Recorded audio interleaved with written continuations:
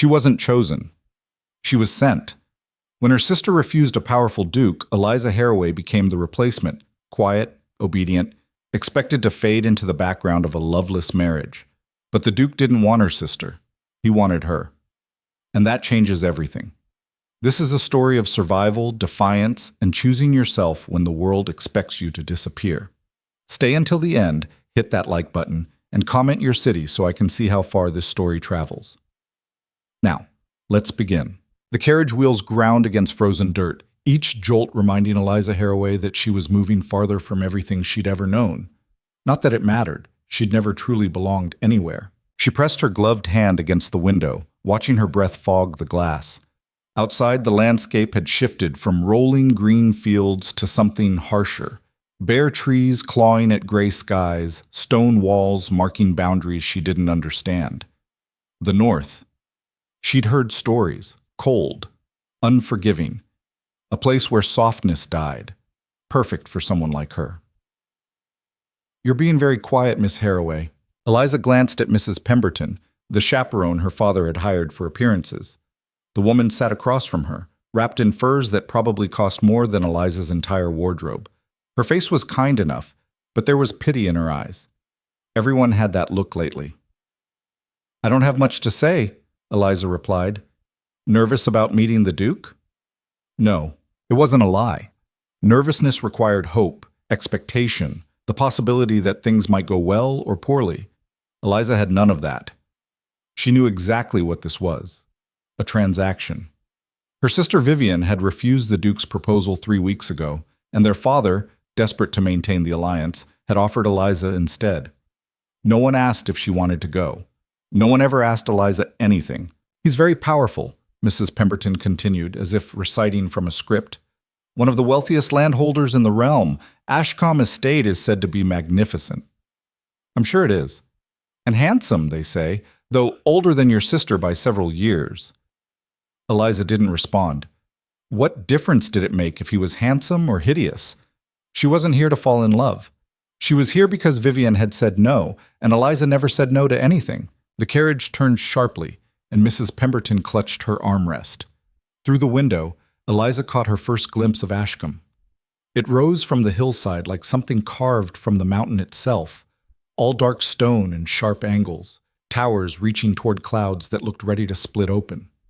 No warm lights in the windows, no welcoming banners, just cold, imposing permanence. "Oh my," Mrs. Pemberton breathed. Eliza said nothing. She'd expected exactly this. The carriage rolled through iron gates that groaned as they opened, past gardens stripped bare by winter, past fountains that had been drained and covered. Everything looked like it was bracing for a storm that never quite arrived. When they finally stopped, Eliza didn't wait for help. She pushed open the door herself and stepped down onto gravel that crunched beneath her boots. The air hit her immediately, sharp and clean, nothing like the thick warmth of her father's estate down south. She pulled her cloak tighter. "Miss Harroway, you should wait for—" "I'm fine." A man appeared at the top of the stone steps. Tall, severe-looking, dressed in black. Not the Duke. Too old, his face lined with the kind of weariness that came from years of service. The head steward, probably. "Miss Harroway," he said, his voice carrying across the courtyard. "Welcome to Ashcombe. I am Mr. Thornwick. His Grace has been informed of your arrival." "Thank you." Thornwick's gaze flickered over her and Eliza saw it, the quick assessment, the slight tightening around his eyes. Disappointment? Of course. He'd been expecting Vivian. Everyone had been expecting Vivian. "Your belongings will be brought to your chambers," Thornwick continued. "If you'll follow me." Eliza climbed the steps, Mrs. Pemberton huffing behind her. The entrance hall was exactly what she'd imagined. High ceilings, dark wood, portraits of stern-faced ancestors glaring down at anyone foolish enough to enter. Cold. Everything was cold. "The Duke is currently occupied with estate matters," Thornwick said as he led them down a corridor. "He will join you for dinner this evening?" "Of course." They passed servants who stopped their work to stare. Eliza kept her eyes forward. She'd spent 23 years being invisible in her own home. She could manage it here, too. Her chambers were on the second floor facing north. Of course they were. The room was large but sparsely furnished, A bed, a wardrobe, a writing desk positioned near the window. No personal touches, no warmth. "I trust this will be adequate," Thornwick said. "It's fine, thank you." He hesitated at the door. "Dinner is served at 7. I'll send someone to escort you." "That won't be necessary. I can find my way." "Miss Harroway, I said it won't be necessary." Something shifted in Thornwick's expression. Not quite approval, but close to it. He nodded once and left. Mrs. Pemberton collapsed into the chair by the window. "Well, this is rather austere." Eliza unpinned her hat, setting it carefully on the desk. "It's what I expected. Your sister would have hated it." "Yes." "Do you hate it?" Eliza looked around the room, at the bare walls, the simple furniture, the window that showed nothing but gray sky and bare trees. "No, it's honest. I appreciate that." Mrs. Pemberton's face softened. "You're a strange girl, Eliza." "I know." The hours until dinner crawled by. Mrs. Pemberton tried to make conversation, but eventually gave up and dozed in her chair. Eliza unpacked her few belongings, arranged them in the wardrobe, then sat at the writing desk and stared out the window. She should write to her father, confirm her safe arrival, reassure him that everything was proceeding as planned. But her hand didn't move toward the paper. Instead, she found herself thinking about Vivian's face 3 weeks ago, when their father had first presented the Duke's proposal. Her sister had been furious, not just refusing, but insulted. "The North? Are you serious? I'm not going to rot away in some frozen castle with a man I've never met. Find someone else." And their father had. He'd found Eliza. "It's a good match," he'd said, not quite meeting her eyes. "The Duke is wealthy, influential. You'll be well provided for." Eliza had nodded. What else was there to do? Refuse like Vivian and prove she was just as selfish? Demand they find yet another sister to sacrifice? There were no other sisters. There was only Eliza, quiet and forgettable and perfectly suited for a marriage that required nothing but her physical presence. A knock at the door startled her from her thoughts. "Miss Harroway?" "It's nearly 7. Eliza stood, smoothing her dress. Navy blue, high-necked, utterly plain. Vivian would have worn something dramatic, emerald silk perhaps, cut low enough to make a statement. But Eliza wasn't Vivian, and she'd stopped trying to be years ago. "Ready?" Mrs. Pemberton asked. "As I'll ever be." They descended the main staircase together. Eliza's hand barely touched the banister. She'd learned long ago to move through spaces as if she wasn't really there. Invisible, unobtrusive, easy to overlook. Thornwick was waiting at the bottom. "His Grace is in the dining room. This way." The dining room was as cold and formal as everything else. A long table that could seat 30, currently set for 3 at one end. Candles flickered in silver holders, casting shadows that made the portrait-lined walls seem to lean in closer. And at the head of the table stood the Duke. Eliza's breath caught.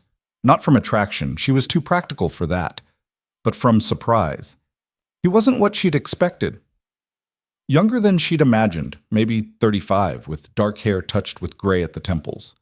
Tall, broad-shouldered, dressed in black that made him look like part of the estate itself. But it was his face that stopped her. Sharp features, yes, but not cruel. And his eyes, gray, like the winter sky outside, were watching her with an intensity that made her skin prickle. "Miss Harroway," he said. His voice was deep, measured. "Welcome to Ashcombe." "Your Grace," Eliza curtsied, keeping her eyes down. "Proper. Appropriate. Expected." "Please, sit." She took the chair Thornwick pulled out for her, Mrs. Pemberton settling beside her. The Duke remained standing for a moment longer, still watching her, then took his seat.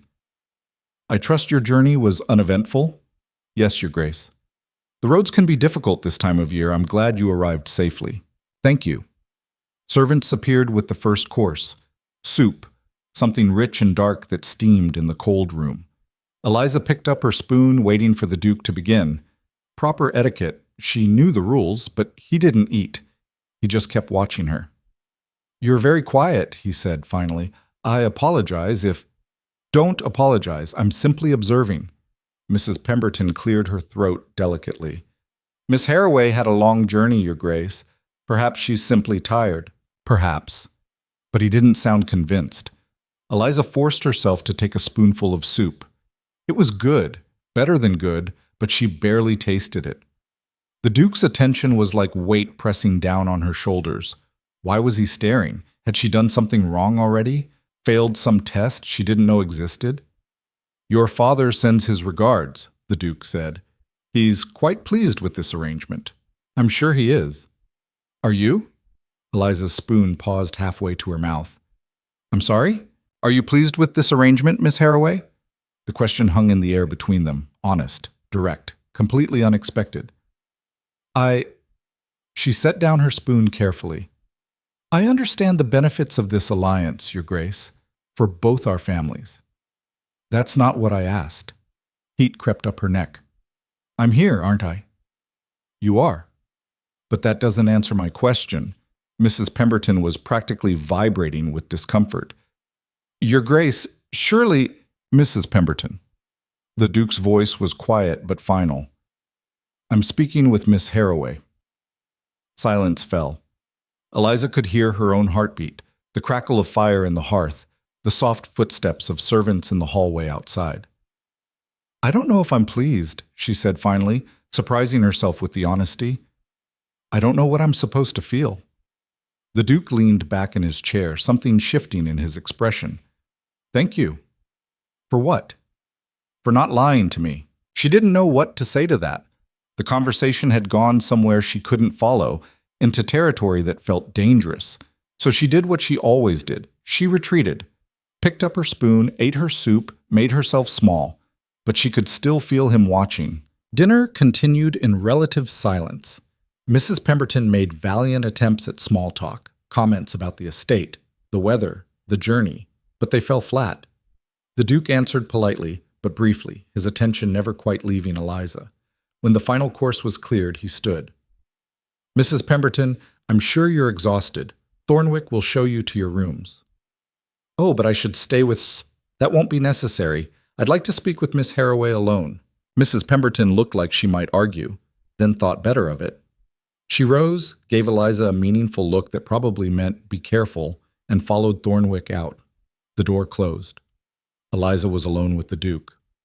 "Walk with me," he said. It wasn't a request. Eliza stood, her chair scraping against stone, and followed him through a side door into a corridor she hadn't seen before. He moved with the easy confidence of someone who knew every inch of his domain, while she felt like an intruder in a place that would never be home. They emerged into a conservatory, glass walls revealing the dark gardens beyond, plants she couldn't name filling the space with green even in the dead of winter. It was warmer here, almost comfortable. "I want to be clear about something," the Duke said, stopping near a fountain that trickled water over smooth stones. "I know you're not your sister." Eliza's stomach dropped. "Your Grace." "Let me finish." He turned to face her fully. "I know your father sent you as a replacement. I know this wasn't your choice. And I want you to understand something important." She waited, barely breathing. "I knew," he said quietly, "before you arrived, before you even left your father's estate. I knew he was sending you instead of Vivian." The world tilted. "You knew?" "Yes." "And you didn't refuse?" "No." "But why would you—" She stopped, confusion spinning through her mind. "You proposed to Vivian. You wanted—" "I never wanted Vivian," he said, and there was something in his voice she couldn't identify. "I wanted you." The words hit her like cold water. "That's impossible. You've never met me. We've never—" "3 years ago," he interrupted, "a gathering at Lord Pemberton's estate. You were sitting in the library while everyone else was dancing, reading a book about northern folklore." Eliza's breath stopped. She remembered. Of course she remembered. It was the only time she'd actually enjoyed one of those horrible social events. She'd found a quiet corner, a book that caught her interest, and spent the entire evening invisible and happy. "You were there," she whispered. "I was. We spoke for perhaps 10 minutes before your sister found you and dragged you back to the ballroom. You apologized for boring me. I told you that you were the least boring person I'd met in years." She did remember. She'd thought he was just being kind, a stranger making polite conversation before moving on to more interesting company. "I tried to find you again that night," the Duke continued, "but you'd left early, And when I made inquiries, I was told the Harroway family had two daughters, Vivian, the beautiful one, and Eliza, the quiet one. Guess which one I was encouraged to pursue? Vivian, Eliza said numbly. Exactly. So I did what was expected. I sent a proposal to your father asking for his daughter's hand. I never specified which daughter. You manipulated. I gave your father a choice. He made it. And when Vivian refused, which I suspected she would, I waited to see what he'd do next. Eliza's mind was reeling. You knew he'd send me. I hoped he would. This is insane. She turned away, needing distance, needing air. You don't know me. That conversation was 3 years ago. 10 minutes. You can't possibly... You're right, he said calmly. I don't know you. That's why I'm not asking you to marry me tonight. She spun back. What? Your father agreed to a courtship, Miss Harroway. Not an immediate wedding. We have time. Time for what? To see if this could work. To see if you could be happy here. He moved closer, not threatening, just present. I'm not going to force you into anything, but I'm going to be honest with you, which is apparently more than anyone else in your life has done. That stung because it was true. I saw something in you 3 years ago, the Duke said quietly. Something real. Something I hadn't seen in anyone else. Maybe I'm wrong. Maybe that person doesn't exist anymore, or maybe I imagined her entirely. But I'd like to find out. Eliza's throat felt tight. And if you're disappointed, then we end this courting period, and I'll arrange for you to go wherever you choose, not back to your father, somewhere you actually want to be. My word on it. It was too much, too strange, too far from what she'd expected. Why are you telling me this? She asked. Why not just let me think this was normal? Because I've spent my entire life surrounded by people who lie as easily as breathing.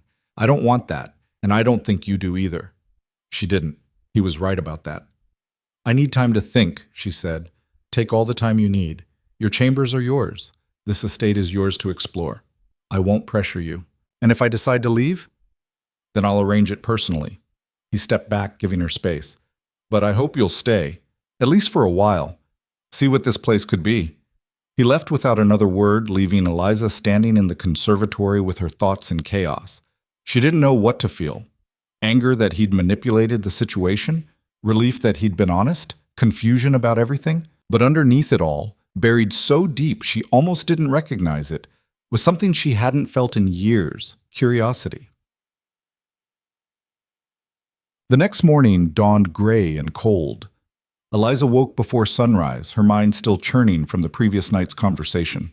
She dressed quickly in a simple morning gown and slipped out of her chambers before Mrs. Pemberton could fuss over her. The house was quiet at this hour. She wandered halls lined with portraits of people who'd probably never smiled in their lives, past rooms that looked like they hadn't been used in decades. Everything was clean, but impersonal, like a museum more than a home. She found the library by accident, pushing open a door she'd thought led outside. It was smaller than Lord Pemberton's, but infinitely more interesting. Books lined every wall from floor to ceiling, organized by some system she couldn't immediately decipher. A fire had been lit. Someone knew she'd come here, apparently, and weak morning light filtered through tall windows. Eliza moved toward the shelves, running her fingers along leather spines. History, philosophy, poetry, and there, tucked in a corner, Northern folklore. She pulled the volume free, opened it to a random page. Stories about winter spirits and ancient gods, about people who survived in harsh lands by being harder than the cold itself. Vivian would have hated this. Too dark. Too strange. Eliza loved it. I thought you might find your way here eventually. She spun around. The Duke stood in the doorway, dressed for riding, mud on his boots. He must have been out since before dawn. I'm sorry, Eliza said automatically. I didn't mean to. Don't apologize for using the library. That's what it's for. He moved into the room, glancing at the book in her hands. Good choice. That's the same volume you were reading 3 years ago. You remember the specific book? I remember everything about that conversation. Heat crept up her neck. She set the book down carefully. I should go. I'm sure you have... Stay, he said. Please. I'm not trying to make you uncomfortable. I just wanted to see if you'd found it. The library? The book. He nodded toward the shelf. I had it placed there specifically. Thought you might appreciate it. Something in her chest tightened. You're trying very hard to convince me to like this place. Is it working? I don't know yet. He smiled, a small, genuine expression that changed his entire face. Fair enough. Breakfast is at 8 if you're interested, or I can have something sent to your chambers if you'd prefer to avoid company. I'll come to breakfast. Good. He started to leave, then paused. Miss Harroway, you're welcome anywhere on this estate. Don't let Thornwick or the staff make you feel otherwise. This is your home now, whether you choose to stay permanently or not. He left before she could respond. Eliza stood alone in the library, surrounded by books and firelight, and felt something shift. Not trust, not yet, but maybe the beginning of possibility. Breakfast was less formal than dinner. The Duke was already there when Eliza arrived, reading correspondence, a plate of food mostly untouched in front of him. He looked up when she entered. Coffee or tea? Tea, please. A servant appeared immediately with a pot of something that smelled like bergamot and honey. Eliza sat, accepted a cup, and tried to figure out what she was supposed to do with this strange new normal. How did you sleep? The Duke asked. Well enough. The chambers are adequate? They're fine. He set down his papers. Miss Harroway, you don't have to be quite so careful with me. I'm not being careful. You're being very careful. Every answer perfectly polite and perfectly vague. He leaned back in his chair. I meant what I said last night. I want honesty, not performance. Eliza gripped her teacup. Fine. The chambers are cold, the bed is hard, and I didn't sleep well because I spent the entire night trying to figure out if you're sincere or just very good at manipulation. And what did you conclude? That I don't have enough information to decide. He smiled again. That's fair. What would help you decide? Time, distance, less intense conversations over breakfast. Noted. He returned to his correspondence, giving her space. They ate in silence for a while. It should have been uncomfortable, but somehow it wasn't. Just quiet, easy. What are your plans today? He asked eventually. I don't have any. I don't know what I'm supposed to do here. Whatever you want, read, explore, ride if you'd like. We have excellent stables. Or just stay in your chambers if you need solitude. What will you be doing? Estate business, meetings with tenants, the usual tedious responsibilities. He paused. You're welcome to join me if you're curious about how things run, but I won't be offended if you'd rather do anything else. Eliza considered. The smart choice was to keep distance, figure things out on her own terms. But curiosity won. I'll come. He looked surprised. You will? You said I should see what this place could be. I can't do that from my chambers. No, he agreed. You can't. Momo. The estate manager was a woman named Mrs. Cross, 60-ish, sharp-eyed, with no patience for nonsense.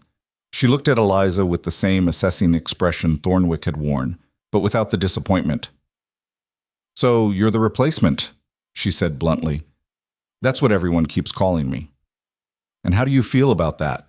Eliza glanced at the Duke, who was watching with interest. I'm still figuring it out. Good. Means you've got sense. Mrs. Cross turned to the Duke.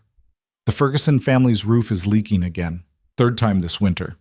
Then it needs to be properly repaired, not just patched. That'll cost. Then it costs.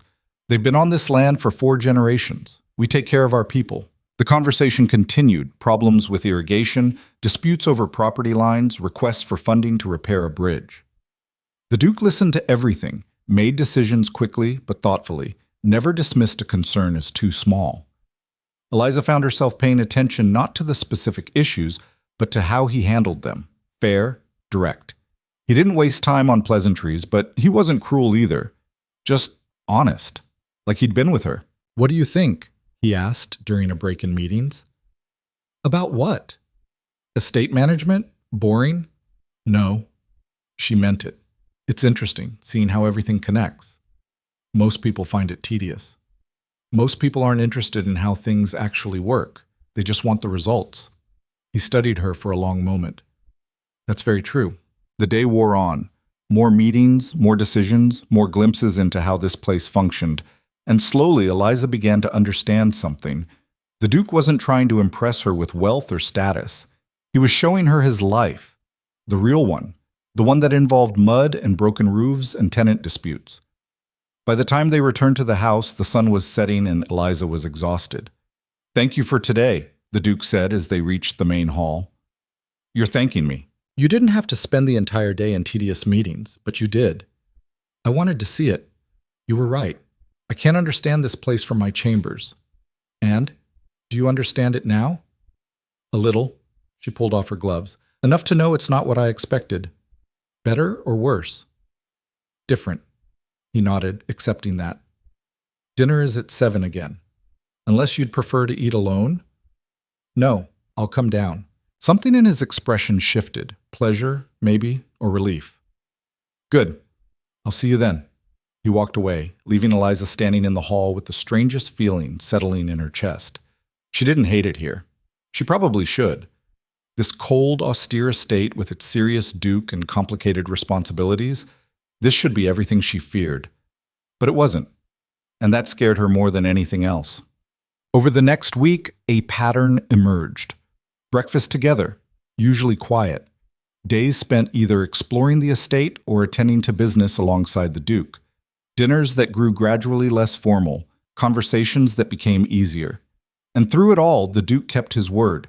No pressure, no expectations beyond basic courtesy, just time and space to figure things out. But Eliza noticed things, small things, books appearing in her chambers, always perfectly suited to her interests, never announced or explained. The fire in the library lit every morning before she arrived. Her tea prepared exactly how she liked it, though she'd never specified her preferences aloud. He was watching, learning, paying attention in ways no one ever had before. It should have felt invasive. Instead, it felt like being seen. "You're staring," Mrs. Pemberton said one afternoon. They were in Eliza's chambers, the older woman supposedly chaperoning but mostly just knitting by the fire. "I'm thinking." "About the Duke?" "About everything." "He's very attentive." "I know." "Does that bother you?" Eliza set down the book she wasn't really reading. "I don't know. Maybe it should." "Why?" "Because I don't understand why he cares. 3 years ago, we had one conversation, 10 minutes, and now he's this." Mrs. Pemberton's needles clicked steadily. "Some people just know when they find what they're looking for." "That's ridiculous." "Is it? Your father knew he wanted to marry your mother after one dance. My late husband proposed after 3 meetings. Sometimes it's not about time, it's about recognition." "Recognition of what?" "Of something real. Something that fits." She glanced up from her knitting.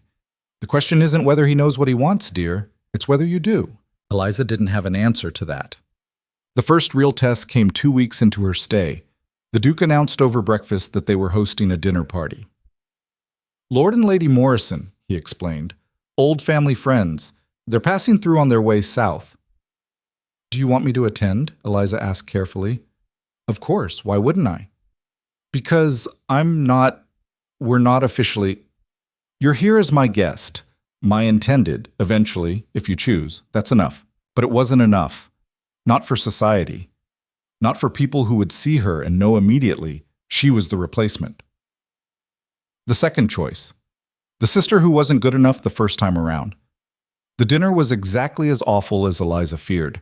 Lord Morrison was pleasant enough, older, distinguished, mostly interested in discussing politics with the Duke. But Lady Morrison was a different story entirely. "So lovely to finally meet you," she said to Eliza, her smile sharp as glass. "We'd heard the Duke was courting a Harroway daughter, your sister, yes?" "Vivienne?" "No," Eliza said quietly. "I'm Eliza." "Oh." Lady Morrison's eyes flickered with something ugly. "I see. How unexpected." The Duke's voice cut across the table. "Unexpected in the best possible way." Lady Morrison's smile didn't falter. "Of course, Your Grace. I simply meant that we'd heard such wonderful things about Vivienne, but I'm sure Eliza is equally delightful." The words were polite. The meaning was clear. You're the inferior choice. Eliza made it through dinner by retreating into the skills she'd perfected over 23 years. Smile, nod, speak only when directly addressed, make yourself invisible. It worked. Lady Morrison moved on to other topics. The evening proceeded, and eventually the guests retired to their chambers. Eliza excused herself immediately, claiming exhaustion. She made it to her chambers, closed the door, and finally let herself breathe. She wasn't hurt. She'd expected this, known it would happen. The replacement sister, the one who wasn't chosen first. This was her reality. A knock at the door made her jump. "Miss Harroway?" The Duke's voice. Eliza considered pretending to be asleep, then gave up. He'd know. She opened the door. "Your Grace? May I come in?" It was improper, scandalous. She should say no. Yes. He stepped inside and she closed the door behind him. They stood in the dim light from her fire, the space between them charged with something she couldn't name. "I'm sorry," he said. "For what?" "For Lady Morrison. For putting you in that position." "You didn't do anything wrong. She was perfectly polite." "She was cruel, and you let her be." Eliza's throat tightened. "What was I supposed to do? Make a scene?" "You were supposed to defend yourself, tell her she was wrong. But she wasn't wrong." The words came out harsher than intended. "I am the replacement. Your second choice. That's just fact." "No." He moved closer, his voice low and intense. "You were never second. You were always first. I told you that." "You said that, but everyone else sees—" "I don't care what everyone else sees." "Well, I do." The emotion burst out before she could stop it. "Because I have to live in this world too, and in this world I'm the quiet sister, the one who wasn't good enough the first time, and no amount of you being kind is going to change that." Silence fell. The Duke stood very still, watching her with those gray eyes that saw too much. "You're right," he said finally. She blinked. "What?" "You're right. I can't change how society sees you. I can't erase the fact that your father offered Vivian first. But I can do one thing." "What?" "I can make sure that anyone who matters knows the truth, that you weren't my second choice. You were my only choice. And if they don't believe that, they can leave my house and never return. You can't just—" "I can. And I will." He stepped closer, close enough that she had to tilt her head back to meet his eyes. "But I need you to believe it first, Eliza, because if you don't, none of this works." Her name. He'd used her name. Not Miss Harroway, just Eliza. "I don't know if I can," she whispered. "Then we'll work on it. Together, for as long as it takes." He left then, quietly, leaving Eliza standing alone with her heart pounding and her carefully constructed walls showing cracks she didn't know how to repair. The next morning, Lady Morrison and her husband departed early. Eliza watched from her window as their carriage rolled away, wondering if the Duke had said something, made good on his promise. She found out at breakfast. "The Morrisons won't be returning," the Duke said casually, spreading jam on toast. "I made that clear last night." "You didn't have to." "Yes, I did. And before you argue, understand something." He set down his knife. "I meant what I said. Anyone who disrespects you disrespects me. And I don't tolerate that in my home." "But Lady Morrison is—" "Gone. And she'll spread word, I'm sure, about how the Duke is irrationally protective of his unsuitable bride-to-be." He smiled slightly. "Let them talk. It doesn't change anything." Eliza didn't know what to say. No one had ever defended her like this, certainly not publicly, risking social consequences. "Why?" she asked. "Why does it matter so much to you?" The Duke was quiet for a long moment, then, "Because for my entire life I've done what was expected. Married who I was supposed to marry and lost her to illness within a year. Managed this estate according to tradition, attended every tedious social function, played every political game, and I was miserable." He looked at her directly. 3 years ago, I met someone who was real, who read folklore instead of dancing, who was honest when I asked a simple question, and I thought, maybe there's another way. Maybe I don't have to be miserable forever." "I'm not some magical solution to your problems," Eliza said. "No, you're a person who might understand what it's like to live in a cage everyone else thinks is a palace." The words hit too close. Eliza looked away, blinking against sudden heat in her eyes. "I need some air," she said. "Go. The gardens are yours." She left quickly, before he could see how much his words had affected her. The gardens were gray and barren, but there was beauty in the starkness. Eliza walked until her hands were numb from cold, until she'd put enough distance between herself and the house to think clearly. This wasn't how it was supposed to go. She was supposed to arrive, do her duty, survive with dignity, not feel things, not start to hope. But she was hoping. That was the terrifying truth. Hoping that maybe this strange man who'd noticed her 3 years ago really did see something worth keeping. Hoping that this cold house might become warm. Hoping that she could be something other than a replacement. "Miss Harroway." She turned. Thornwick was hurrying toward her, looking more animated than she'd ever seen him. "Yes?" "His Grace requests your presence in the library, immediately." Alarm spiked through her. "Is something wrong?" "No, miss, but there's someone here to see you." She followed him back, heart pounding. Had her father come? Had something happened at home? But when she entered the library, it wasn't her father waiting. It was Vivian. Her sister stood by the fire, looking exactly as Eliza remembered. Beautiful, perfectly dressed, radiating the kind of confidence Eliza had never possessed. She turned when Eliza entered, and her face lit up. "Eliza, finally!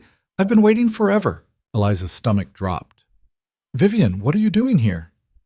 "Coming to save you, obviously." Vivian moved toward her, reaching for her hands. "I'm so sorry. When Father told me what he'd done, sending you here to clean up my mess, I was horrified. But don't worry, I've fixed everything." "Fixed what?" Vivian glanced toward the Duke, who stood silently by the window, his expression unreadable. "I've come to accept the proposal, the one I should have accepted in the first place." She squeezed Eliza's hands. "You can go home now. You don't have to do this anymore." The world stopped. Eliza looked at her sister's earnest face, then at the Duke, who was watching her with an intensity that made her skin burn. "Vivian," she said slowly, "I don't think you understand. I understand perfectly. You were trying to protect the family alliance, very noble, but it should be me. It was always supposed to be me." She turned to the Duke. "Your Grace, I apologize for my previous refusal. I was rash, but I've reconsidered, and I would be honored to accept your proposal." The silence stretched. The Duke didn't move. "No," he said finally. Vivian blinked. "I'm sorry?" "I said no." "But you proposed to me. You wanted—" "I never wanted you." His voice was quiet but absolute. "I wanted Eliza. That hasn't changed." Vivian's face went through several expressions: confusion, disbelief, then something uglier. She turned to Eliza. "What did you do?" "I didn't—" "You must have done something, said something to turn him against me." "Vivian, stop." Eliza pulled her hands free. "I didn't do anything. This isn't about you." "Of course it's about me. I'm the one he proposed to." "He proposed to a Harroway daughter," the Duke said. "He never specified which one. Your father made assumptions." Vivian whirled on him. "That's ridiculous. Everyone knows, everyone assumes, but assumptions aren't facts." He moved toward Eliza, standing close enough to make his position clear. "I want Eliza, not as a replacement, as my first and only choice." Vivian's face flushed with anger and humiliation. "You can't be serious. She's nothing. Quiet, boring, completely unsuitable for—" "Enough!" The Duke's voice cracked like a whip. "Get out of my house. You're making a mistake." The only mistake was letting this misunderstanding continue for so long. Now leave. Immediately. Vivian looked between them, searching for weakness, finding none. Her face twisted. "Fine. Rot up here with your unsuitable bride. But don't come crawling back when you realize what you gave up." She swept out, slamming the door behind her. Silence fell like snow. Eliza stood frozen, her mind spinning. This was real. This had actually just happened. The Duke had chosen her, publicly, definitively, in front of Vivian. "Are you all right?" he asked quietly. "I don't know." Her voice sounded distant. "That was my sister." "I know." "You just threw her out." "Yes." "Because of me. Because she disrespected you, and I told you what would happen to anyone who did that." Eliza finally looked at him, really looked, at his serious face, his steady eyes, his complete lack of regret. "Why?" she whispered. Why me? I still don't understand. He was quiet for a moment. Then, do you remember what we talked about 3 years ago in that library? Northern folklore, winter spirits. You told me a story about a woman who survived winter by becoming harder than ice. But when spring came, she couldn't thaw. She was so used to surviving, she'd forgotten how to live. Eliza's breath caught. She remembered. You said that was the saddest story you'd ever read, the Duke continued. Because survival wasn't enough. It was just slower dying. I remember. That's when I knew. Because I understood exactly what you meant. Because I'd been doing the same thing my entire life, surviving, not living. And when I found someone who understood that, he stepped closer. I wasn't going to let her go. Not for society. Not for your sister. Not for anything. Tears burned in Eliza's eyes. I'm terrified. Of what? That you're wrong about me. That I can't be what you think I am. Then we'll figure that out together, but Eliza... He reached out, gently tilting her chin up so she had to meet his eyes. You need to make a choice.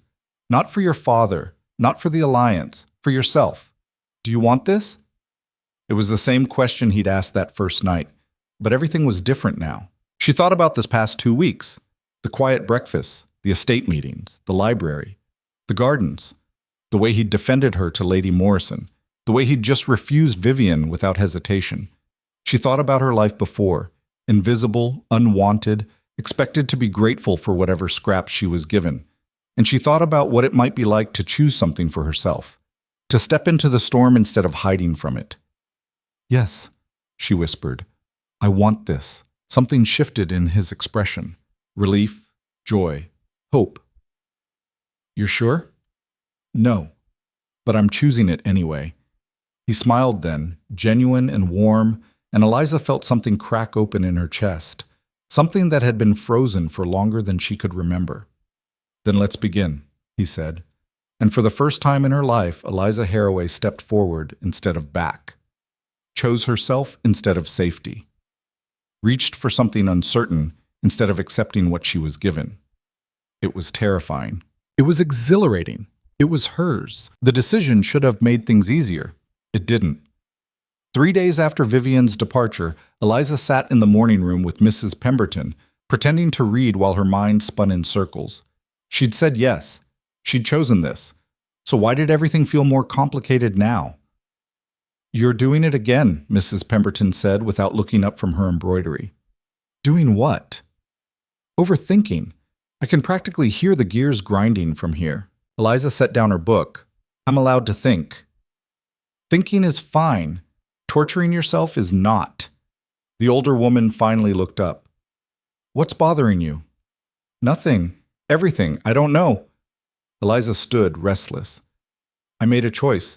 A real choice. And now I don't know what comes next. You court. You get to know each other. Eventually, you marry. It's not that simple. Why not? Because Vivian's face kept flashing through her mind, that expression of shock and fury when the Duke had refused her. Because word would spread. Because society would notice. Because choosing herself meant consequences she couldn't predict. Miss Harroway. Thornwick appeared in the doorway. His Grace requests your presence in his study. Eliza's stomach tightened. Now? If you're available. She followed him through corridors she was starting to recognize. Upstairs she'd climbed a dozen times now. The study was on the 3rd floor facing east. She'd never been inside. Thornwick knocked, opened the door, and stepped aside. The Duke stood at a massive desk covered in papers, but he looked up immediately when she entered. Eliza, thank you for coming. The use of her first name still sent a jolt through her. You wanted to see me? I did. He gestured to a chair. Sit, please. She sat, spine straight, hands folded. Proper. Even now, when everything had changed, old habits died hard.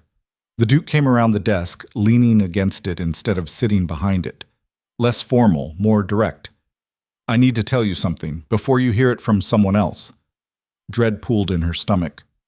What happened? Your sister arrived home yesterday. She went directly to your father. Of course she did.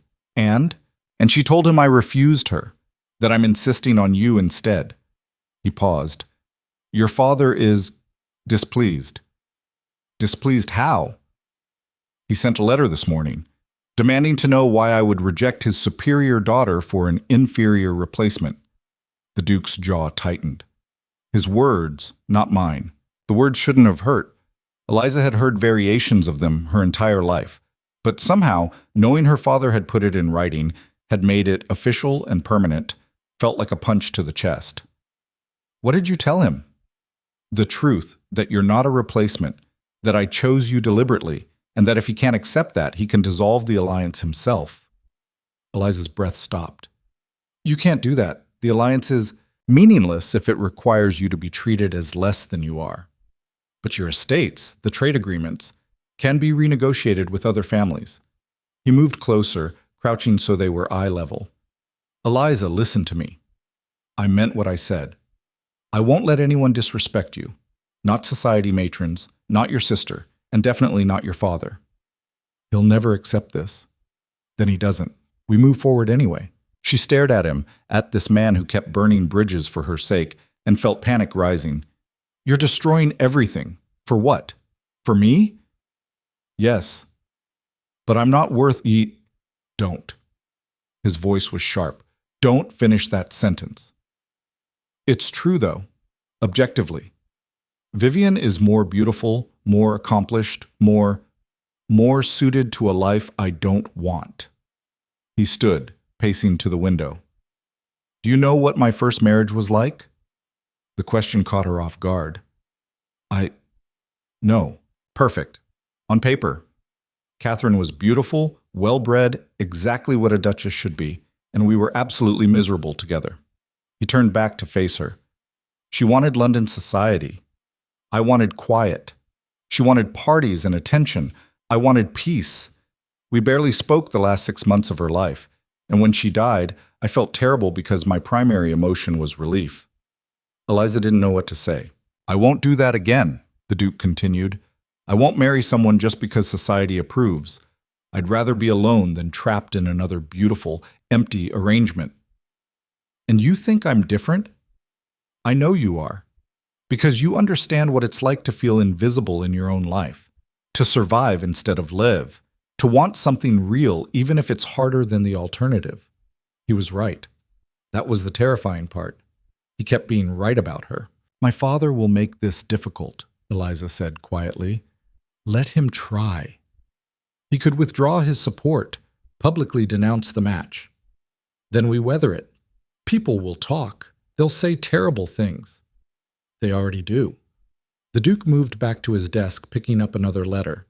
This arrived an hour ago, from Lady Morrison.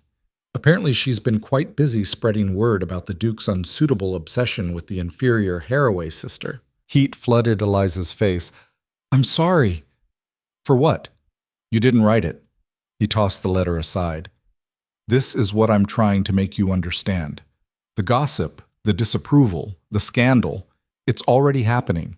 You choosing to stay or leave won't change that. The only question is whether you face it alone or with me.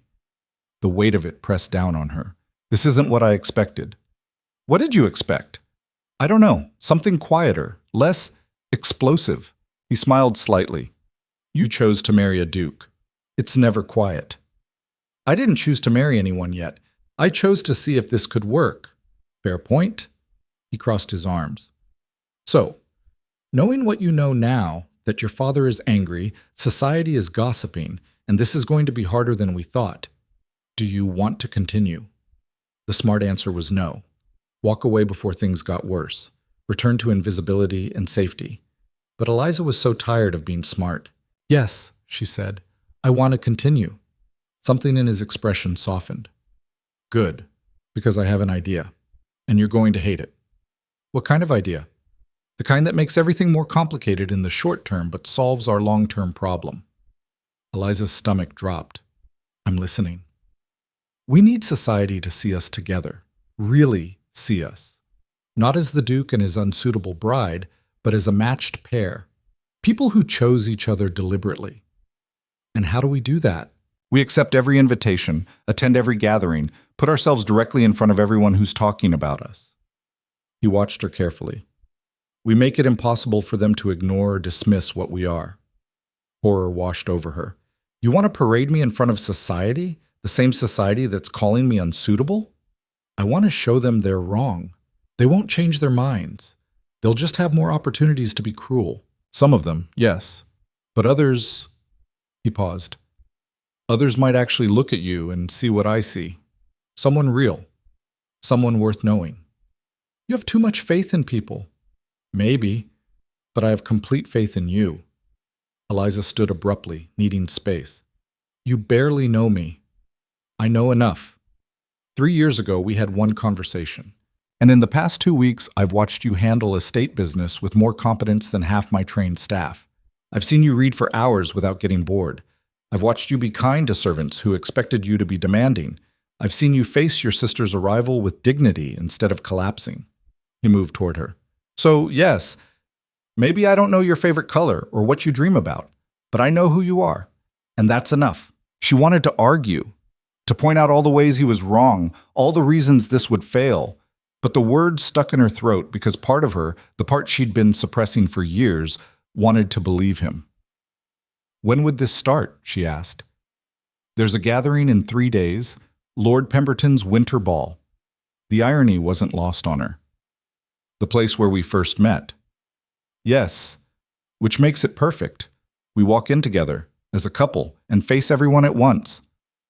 They'll destroy me. They'll try. And I'll be right beside you. He reached out and after a moment's hesitation, took her hand. I won't let you face this alone, Eliza. I promise. His hand was warm, solid, real. Eliza looked down at their joined hands and felt something shift. This was happening. This was real. She was about to step into a storm with this man she barely knew, and there was no safe way through it. 3 days, she said. 3 days. I'll need a dress. Already arranged.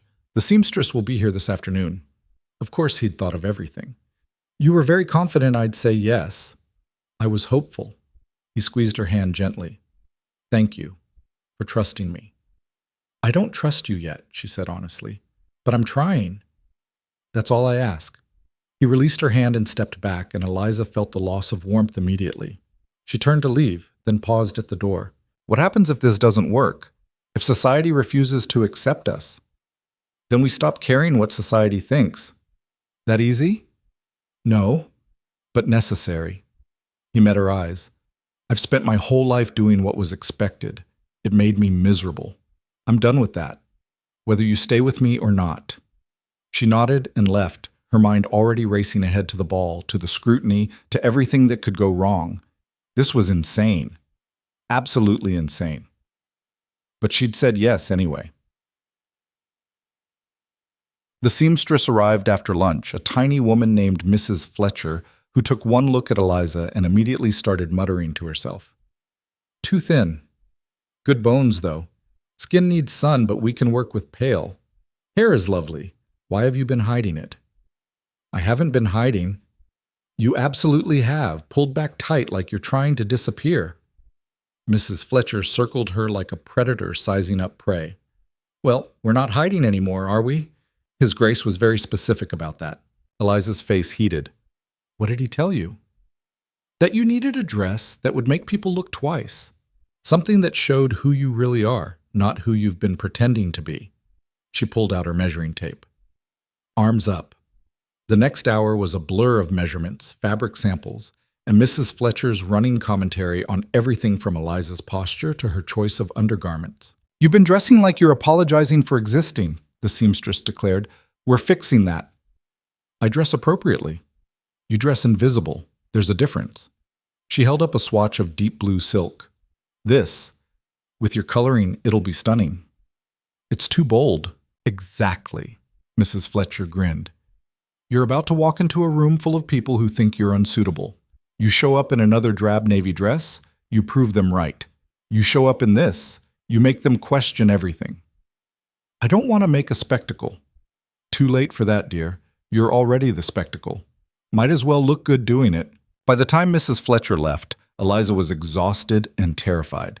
The dress would be ready in 2 days. She'd have exactly 1 day to panic before the ball. That night at dinner, the Duke seemed distracted. Something wrong? Eliza asked.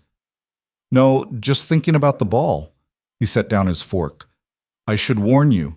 There will be people there who knew Catherine, my first wife. They'll make comparisons. I assumed they would. She was very different from you, more outgoing, comfortable with attention. I know. Everyone keeps telling me how unsuitable I am by comparison. That's not what I meant. He leaned back.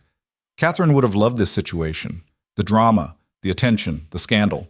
She would have played it like a game. And you think I won't? I think you'll hate every minute of it, but you'll do it anyway because you said you would, and that's braver than anything Catherine ever did. The compliment landed wrong, too heavy, too much. Eliza didn't feel brave, she felt terrified. What if I freeze? She asked quietly.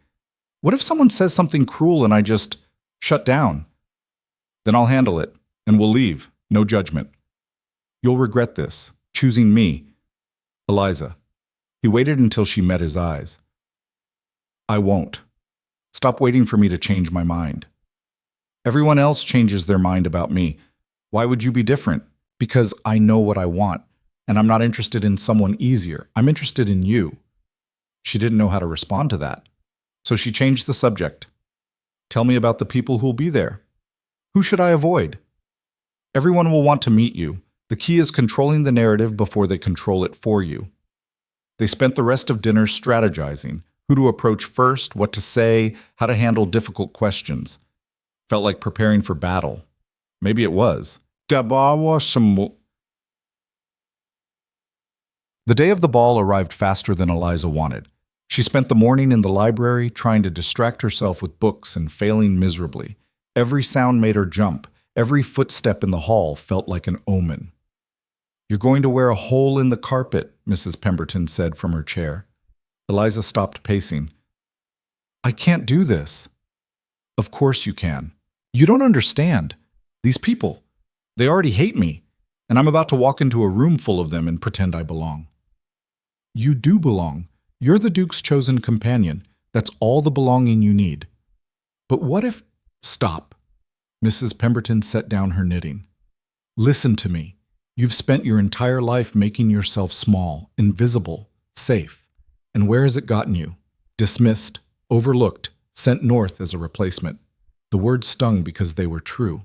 Tonight, you have a choice, Mrs. Pemberton continued. You can show up as the quiet, apologetic girl everyone expects.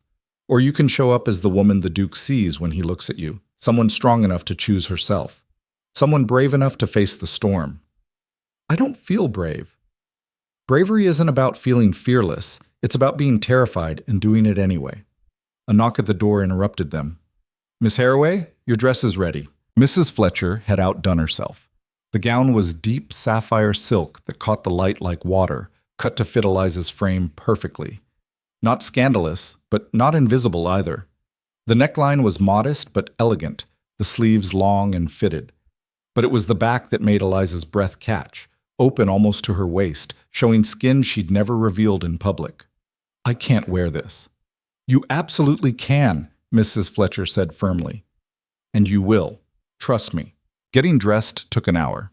Mrs. Pemberton helped with her hair, not pulled back tight like usual, but arranged in soft waves that framed her face. No jewelry except simple pearl earrings. The effect was different. Eliza stared at her reflection and barely recognized herself. Well? Mrs. Pemberton asked. I look like yourself, finally. A knock. Thornwick's voice. Miss Harroway, His Grace is waiting. This was it. No more delays, no more hiding. Eliza descended the stairs carefully, the silk whispering against her legs. The Duke stood at the bottom, dressed in formal black, and when he looked up and saw her, everything in his expression stopped. Eliza, her name came out rough. You look ridiculous? Stunning. He moved to meet her, offering his arm. Are you ready? No. Good. Neither am I. That startled a laugh out of her. You're not? I'm about to walk into a room full of people I mostly hate and tell them all to accept you or answer to me. I'm terrified. You don't look terrified. Years of practice. He smiled slightly. But I mean it. This is hard for me too. We're doing this together. She took his arm, feeling the solid warmth of him through the fabric. Together. The carriage ride felt both endless and too short. Eliza's mind raced with everything that could go wrong. What if she said something stupid? What if someone publicly humiliated her? What if the Duke realized his mistake and withdrew his support? "Stop thinking so loud," he said. "I'm not—" "You're gripping my arm like it's the only thing keeping you from jumping out of a moving carriage." She forced herself to relax. "Sorry. Don't apologize, just breathe." "Easy for you to say. Actually, it's not. But I'm doing it anyway." He covered her hand with his. "Listen, whatever happens tonight, whatever anyone says, remember this. You have every right to be there. Not because of me, because you're a person of value who deserves respect." "I don't feel like a person of value." "Then fake it until you do. That's what I've been doing for years." The vulnerability in those words steadied her somehow. He wasn't perfect either. He was just as scared, just as uncertain. They were both faking it. Maybe that was enough. The carriage stopped. Through the window, Eliza could see Lord Pemberton's estate blazing with lights, carriages lined up, people in formal dress streaming toward the entrance. "Last chance to turn back," the Duke said. "Are you trying to convince me to leave?" "No. But I want you to know you can. I'll support whatever you choose."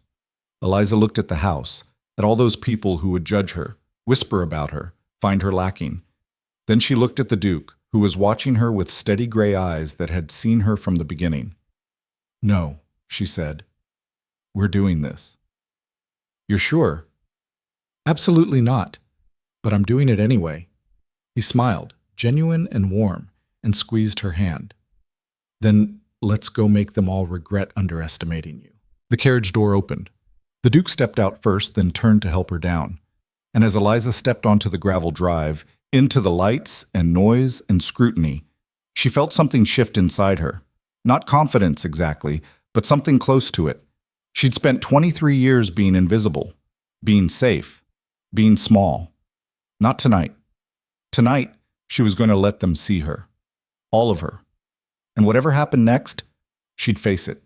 They walked up the steps together, her hand on his arm, and Eliza kept her head high, even as her heart tried to pound its way out of her chest. The entrance hall was packed with people, laughing, drinking, gossiping. And when the Duke appeared with Eliza on his arm, the noise didn't stop exactly. It changed, shifted, became pointed. "His Grace, the Duke of Ashcombe," the butler announced, "and Miss Eliza Harroway." Silence fell like a guillotine blade. Every eye in the room turned to them. Eliza felt the weight of it, the assessment, the judgment, the shock. She saw Lady Morrison near the back, whispering urgently to someone, saw other faces she didn't recognize, all wearing variations of the same expression: surprise, disapproval, curiosity. The Duke didn't flinch. He led her forward into the crowd, and people parted like water. "Smile," he murmured. "You're doing perfectly." Eliza forced her lips up. It probably looked more like a grimace, but it was something. Lord Pemberton appeared, looking genuinely delighted. "Your Grace, and Miss Harroway, good heavens, is that really you?" "Hello, Lord Pemberton. I barely recognized you. You look absolutely marvelous." He beamed at the Duke. "Well done, Your Grace, well done indeed." The Duke's expression was carefully neutral. "Thank you. We're pleased to be here. You must tell me everything. I heard the most extraordinary rumors." He cut himself off, glancing at Eliza. "But perhaps that's a conversation for later." "There's nothing to tell that isn't already obvious," the Duke said smoothly. "Eliza and I are courting, quite seriously." The words rippled through the nearby crowd. Courting, seriously. Not a temporary arrangement, not a mistake to be corrected. "How wonderful," Lord Pemberton managed. "We're so pleased for you both. Please, enjoy the evening." He hurried off, probably to spread the news. The Duke guided Eliza deeper into the room, toward a less crowded area. "That went well?" he murmured. "Did it? Everyone's staring." "Let them stare. You look magnificent. Give them something to see." A woman approached, older, elegant, wearing diamonds that probably cost more than Eliza's entire wardrobe. "Your Grace, how lovely to see you." "Lady Ashford, may I introduce Miss Eliza Harroway?" Lady Ashford's eyes swept over Eliza with surgical precision. Miss Harroway, I've heard so much about you. I'm sure you have. Your sister caused quite a stir with her refusal, and now here you are. How enterprising. The insult was wrapped in silk, but it was still an insult. Eliza felt the Duke tense beside her. Enterprising, Eliza repeated slowly. Is that what you call it when someone makes a choice for themselves? Lady Ashford's eyebrows rose. I simply meant, you meant that I'm a replacement, second best, taking advantage of my sister's refusal. Eliza's heart was racing, but her voice stayed steady. You're not wrong. I am here because Vivian said no. But that doesn't make me less than her. It just makes me the one who showed up. Silence fell around them. People were definitely listening now. Lady Ashford's mouth thinned. How direct. I found that honesty saves time, don't you agree? The older woman stared at her for a long moment, then, shockingly, laughed. Your Grace, where have you been hiding this one? She's been hiding herself, the Duke said quietly. Fortunately, she's stopped. Lady Ashford nodded, something like approval in her eyes. Well, this will certainly make the season more interesting. She moved on, leaving Eliza shaking. That was incredible, the Duke murmured. I think I just made an enemy. No, you made her respect you. There's a difference. More people approached, some curious, some hostile, some genuinely kind. Each interaction was a test, each question a trap, but slowly, Eliza found her footing. She stopped apologizing, stopped making herself small. When someone implied she was unsuitable, she agreed and then explained why that didn't matter. When someone compared her to Vivian, she acknowledged the comparison and moved on. She was done defending herself, done explaining. She was just here, present, real. An hour into the evening, a familiar face appeared. Vivienne. She looked perfect, as always, emerald silk, hair arranged in an elaborate style, jewels glittering at her throat. But there was something brittle in her expression, something desperate. Eliza, she said, ignoring the Duke completely. We need to talk. There's nothing to discuss. Please, just 5 minutes, alone. The Duke's hand tightened on Eliza's arm. Whatever you need to say, you can say in front of me. This is between sisters. Your sister is my intended, the Duke said coldly. There are no secrets here. Vivian's face flushed. Fine. I came to apologize. Eliza blinked. You what? I was wrong about everything, about refusing the Duke, about how I treated you, about... She stopped, swallowing hard. Father is furious with me, says I've ruined everything, and maybe I have, but I want you to know, I'm sorry. It sounded rehearsed, forced, not genuine at all. No, you're not, Eliza said quietly. Excuse me? You're not sorry, you're scared. Father's angry, society's talking, and you realize you made a mistake. But you're not actually sorry for treating me like I was worthless. You're just sorry you're facing consequences. Vivian's mask cracked. That's not fair, isn't it? You never cared about me, never asked what I wanted, never even noticed I existed unless you needed something. And now you show up here, in front of everyone, trying to make yourself look noble by apologizing. I'm trying to make things right. You're trying to save face. Eliza stepped closer. And I'm done helping you do that. So no, I don't accept your apology because you don't mean it. Vivian's face went white, then red. You've changed. Yes, I have. He's changed you. No. Eliza glanced at the Duke, then back at her sister. I'm just finally being myself. You never bothered to know who that was. Vivian looked between them, her expression twisting. Then she turned and fled, pushing through the crowd. The silence around them was deafening. Well, the Duke said quietly. That was overdue, Eliza finished. Her hands were shaking, adrenaline crashing through her. Was that a mistake? No. That was you refusing to be invisible anymore. He squeezed her hand. I'm proud of you. The words hit harder than they should have. Proud. No one had ever said that to her before. I think I need air, she managed. Come on. He led her through the crowd, which parted more easily now toward the terrace. The cold night air hit her like a slap, clearing her head. That was insane, she said. That was necessary. Everyone saw. Everyone heard. They'll talk about this for weeks. Good. Let them. He turned her to face him. You just told your sister the truth. You stood up for yourself. That's not a mistake. That's courage. It doesn't feel like courage. It feels like I just burned down my entire family.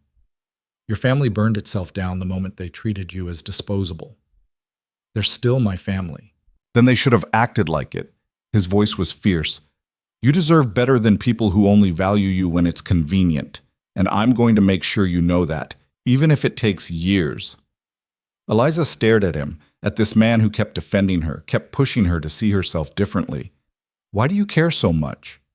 Because someone should have cared years ago, and they didn't, so I'm making up for lost time. The vulnerability in his voice undid her. She reached out, touching his face without thinking, and he went very still. Thank you, she whispered. For what? For seeing me, when no one else did. He covered her hand with his, holding it against his cheek. I'll always see you, Eliza. That's a promise. They stood there in the cold, the sounds of the ball muffled behind them, and Eliza felt something crack open in her chest, something that had been locked away for so long she'd forgotten it existed. Hope. Real, terrifying hope that maybe this could work, that maybe she could be happy, that maybe she was worth more than she'd ever been told. We should go back inside, the Duke said finally. I know. Neither of them moved. Or, he continued slowly, we could leave. Go home. You faced them. Proved your point. We don't have to stay. Is that what you want? I want whatever makes you feel strong instead of exhausted. Eliza thought about it. The warm house, the quiet library, the peace of being away from scrutiny. It was tempting, but she'd spent 23 years choosing safety, choosing invisibility. Not anymore. No, she said. We're staying, all the way through the night. I want them to see that I'm not going anywhere. The Duke smiled, fierce and proud. Then let's give them a show they won't forget. They walked back into the ballroom together, and this time when people stared, Eliza didn't look away. She looked right back. She looked right back. The ballroom felt different now, smaller somehow, less intimidating. Or maybe Eliza had just stopped caring what these people thought. She moved through the crowd on the Duke's arm, meeting eyes instead of avoiding them, answering questions with honesty instead of careful deflection. You're enjoying this, the Duke murmured as they navigated past a cluster of gossiping matrons. I wouldn't say enjoying, but I'm not hiding anymore. It suits you. They made it another 20 minutes before the next confrontation found them. A man Eliza didn't recognize, tall, older, with the kind of face that suggested he'd never been told no in his life, blocked their path. Ashcombe, he said, ignoring Eliza completely. A word. Lord Blackwood. The Duke's voice cooled several degrees. I don't believe you've met Miss Harroway. Blackwood's gaze flicked to Eliza dismissively. Charming. Now, about the Northern Trade Alliance. Can wait, the Duke interrupted. You're being rude. I'm being efficient. This is important. So is basic courtesy. The Duke's hand tightened on Eliza's arm. Apologize to Miss Harroway for interrupting, or this conversation is over. Blackwood's face reddened. You can't be serious. Completely serious. The two men stared at each other, tension crackling between them. Around them, conversations had stopped. People were watching, waiting to see who would back down first. Finally, Blackwood turned to Eliza with barely concealed irritation. My apologies, Miss Harroway. How thoughtless of me. Accepted, Eliza said, though the word tasted like ash. Now. Blackwood returned his attention to the Duke. The Alliance is reconsidering your membership, given recent complications. What complications? Your choice of companion, for one. Several members are concerned about the optics. The Duke went very still. The optics. A Duke of your standing, choosing a lesser daughter over the superior option? It raises questions about your judgment. Eliza felt like she'd been slapped, but before she could respond, the Duke stepped forward, his voice dropping to something dangerous. Let me be very clear, Blackwood. The Alliance can reconsider whatever they like. But if they think my personal life is subject to their approval, they can find a new trading partner. I won't be dictated to by men who value appearances over substance. That's not what I... Yes, it is. And you can tell the rest of the Alliance that if they have concerns about my judgment, they're welcome to express them directly to me, not through passive-aggressive comments at social gatherings. Blackwood's jaw worked. You're making a mistake. Then it's my mistake to make. The Duke's voice could have cut glass. Now, if you'll excuse us, I'd like to dance with my intended. He swept Eliza onto the dance floor before Blackwood could respond, leaving the older man standing alone in a sea of staring faces. That was stupid, Eliza said as they began to waltz. Probably. The Alliance controls half your trading routes. I'm aware. You just burned that relationship for me. Again. Yes, I did. He met her eyes. And I'd do it 100 more times. Why? It's not worth that. Stop telling me what you're worth. I'll decide that for myself. The music swelled around them. Eliza had never been a good dancer. Vivian had always outshone her in lessons. But somehow with the Duke, it felt easier, natural, like her body knew what to do even if her mind was spinning. You're going to regret this, she said quietly. No, I won't. How can you be so sure? Because I've lived the alternative. Doing what's expected, choosing what's safe, spending every day pretending to be something I'm not. His hand tightened on her waist. I won't go back to that. Not even for the Alliance. What if I'm not enough? What if you sacrifice everything and I still... Eliza! He stopped dancing right there in the middle of the floor, forcing other couples to navigate around them. Listen to me. You're enough. Exactly as you are. Not because you're perfect. You're not. Neither am I. But because you're real. And I'd rather have something real and difficult than something easy and hollow. People were staring again, whispering. But Eliza couldn't look away from his face, from the absolute certainty in his eyes. I'm scared, she whispered. Good. So am I. But we're doing this anyway. He pulled her back into the dance, and Eliza let herself be swept along, her heart pounding against her ribs. This was madness. Complete madness. But maybe that was the point. Maybe safety had never been the goal. Maybe choosing herself meant choosing uncertainty, risk, the possibility of falling hard and hitting ground. The song ended, the Duke bowed, she curtsied, and they retreated to the edge of the ballroom where they could breathe. Water? He asked. Please. He disappeared toward the refreshment table, leaving Eliza alone. She pressed her hand to her chest, trying to slow her racing heart. This night had been nothing like she'd expected. She'd imagined cruelty, humiliation, failure. Instead, she'd found something else, her own voice. Small and uncertain, but there. Well, well. Look at you. Eliza turned. A woman stood there, young, beautiful, dripping with jewels and malice. Someone Eliza didn't recognize, but who clearly recognized her. I'm sorry, have we met? Not formally, but I knew Catherine, the Duke's first wife. The woman smiled, and it didn't reach her eyes. You look nothing like her. I'm aware. She was extraordinary, beautiful, accomplished, everything a duchess should be. And you're... The woman's gaze swept over Eliza. Well, not that. The insult was so direct it almost didn't hurt. Almost. You're right, Eliza said. I'm not Catherine. I'm myself. Apparently that's enough. Is it? Or is the Duke simply desperate, tired of being alone and willing to settle for whatever's convenient? I don't know. Why don't you ask him? I'm asking you, do you really think this will last?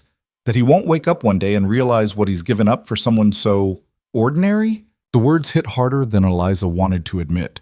Because wasn't that her fear? That the Duke would realize his mistake, that she'd never be enough, that this whole thing was built on a foundation of sand? But then she thought about the past weeks, the quiet conversations, the way he defended her to Lady Morrison, to Blackwood, to Vivian, the way he kept choosing her over and over, even when it cost him. Maybe he will, Eliza said. Maybe this whole thing falls apart tomorrow. But at least I'll know I tried. At least I chose something for myself instead of accepting what I was given. Can you say the same? The woman's face twisted. You little... There you are. The Duke appeared with 2 glasses of water, his timing impeccable. I see you've met Lady Ashford's niece, Miss Hartwell. Charming girl. Bit tactless, but young yet. Miss Hartwell's mouth opened and closed like a fish. Your Grace, I was just leaving, I hope. Eliza and I have had quite enough social interaction for one evening. He handed Eliza her water, his expression pleasant but his eyes cold. Enjoy the rest of your night, Miss Hartwell. It was a dismissal, clear and final. Miss Hartwell recognized it, her face flushing with humiliation. She fled without another word. How much did you hear? Eliza asked. Enough. He took a sip of his water. She's not wrong about you being ordinary. Eliza's chest tightened. Oh. You're also stubborn, overly analytical, terrible at dancing, and have no sense of when to keep your opinions to yourself. He smiled. And I find all of that infinitely more interesting than perfection. Relief flooded through her. You're strange, says the woman who reads folklore for fun. That's different, is it? Before Eliza could answer, a commotion near the entrance drew their attention. The crowd parted and a man strode through, older, distinguished, radiating authority, and barely contained fury. Eliza's stomach dropped. Her father. He spotted them immediately, his gaze locking onto Eliza with an intensity that made her want to disappear into the floor.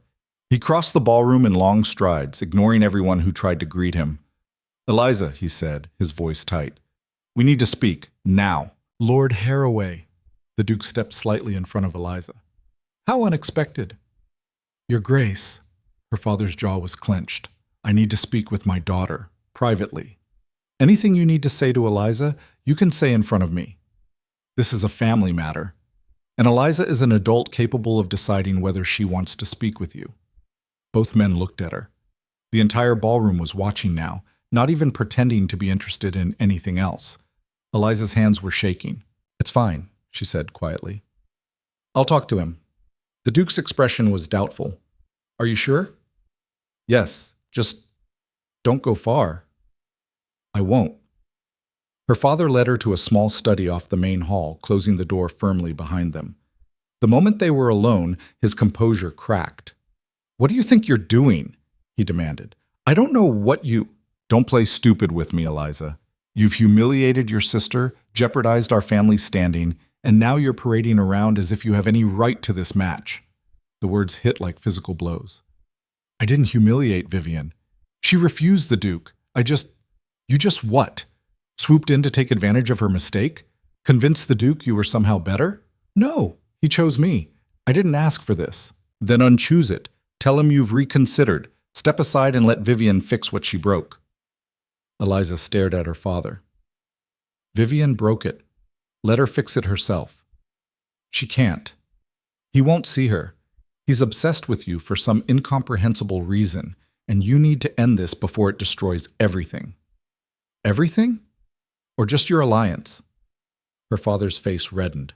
Don't take that tone with me. Why not? You've never cared about my tone before. You've never cared about me at all. I was just the backup daughter, the one you could use when Vivian wasn't available. That's not true. Isn't it? Name one thing you know about me. One interest, one preference, one thing that matters to me. Silence. You can't, Eliza said, her voice breaking. Because you've never bothered to ask. I've been invisible in your house for 23 years, and the only time you notice me is when you need something. I gave you everything. You gave me a roof and food and the minimum required for a daughter of your station. But you never gave me attention or respect or the chance to be anything but forgettable. You're being dramatic. I'm being honest. Finally. Eliza straightened her spine. And the honest truth is that I'm not stepping aside. Not for you, not for Vivian, not for anyone. Her father's expression went cold. Then you leave me no choice. What does that mean? It means I'm withdrawing my support, financial, social, everything. As of tonight, you are no longer my daughter. If you insist on this match, you do it without the Harroway name. The words should have hurt more, should have broken something inside her. Instead, Eliza felt something almost like relief. Fine, she said. Fine? You've made it clear I was never really your daughter anyway, just a tool you could use when convenient. So, yes, fine, I'll manage without you. You're making a mistake. Then it's my mistake to make. She moved toward the door. Goodbye, Father. I hope Vivian gives you everything you need, since she's the only daughter you ever actually wanted. She walked out before he could respond. her legs shaking so badly she could barely stay upright. The hallway was empty, but she could hear the music from the ballroom, the laughter and conversation of people who had no idea what had just happened. The Duke appeared around the corner, his face tight with concern.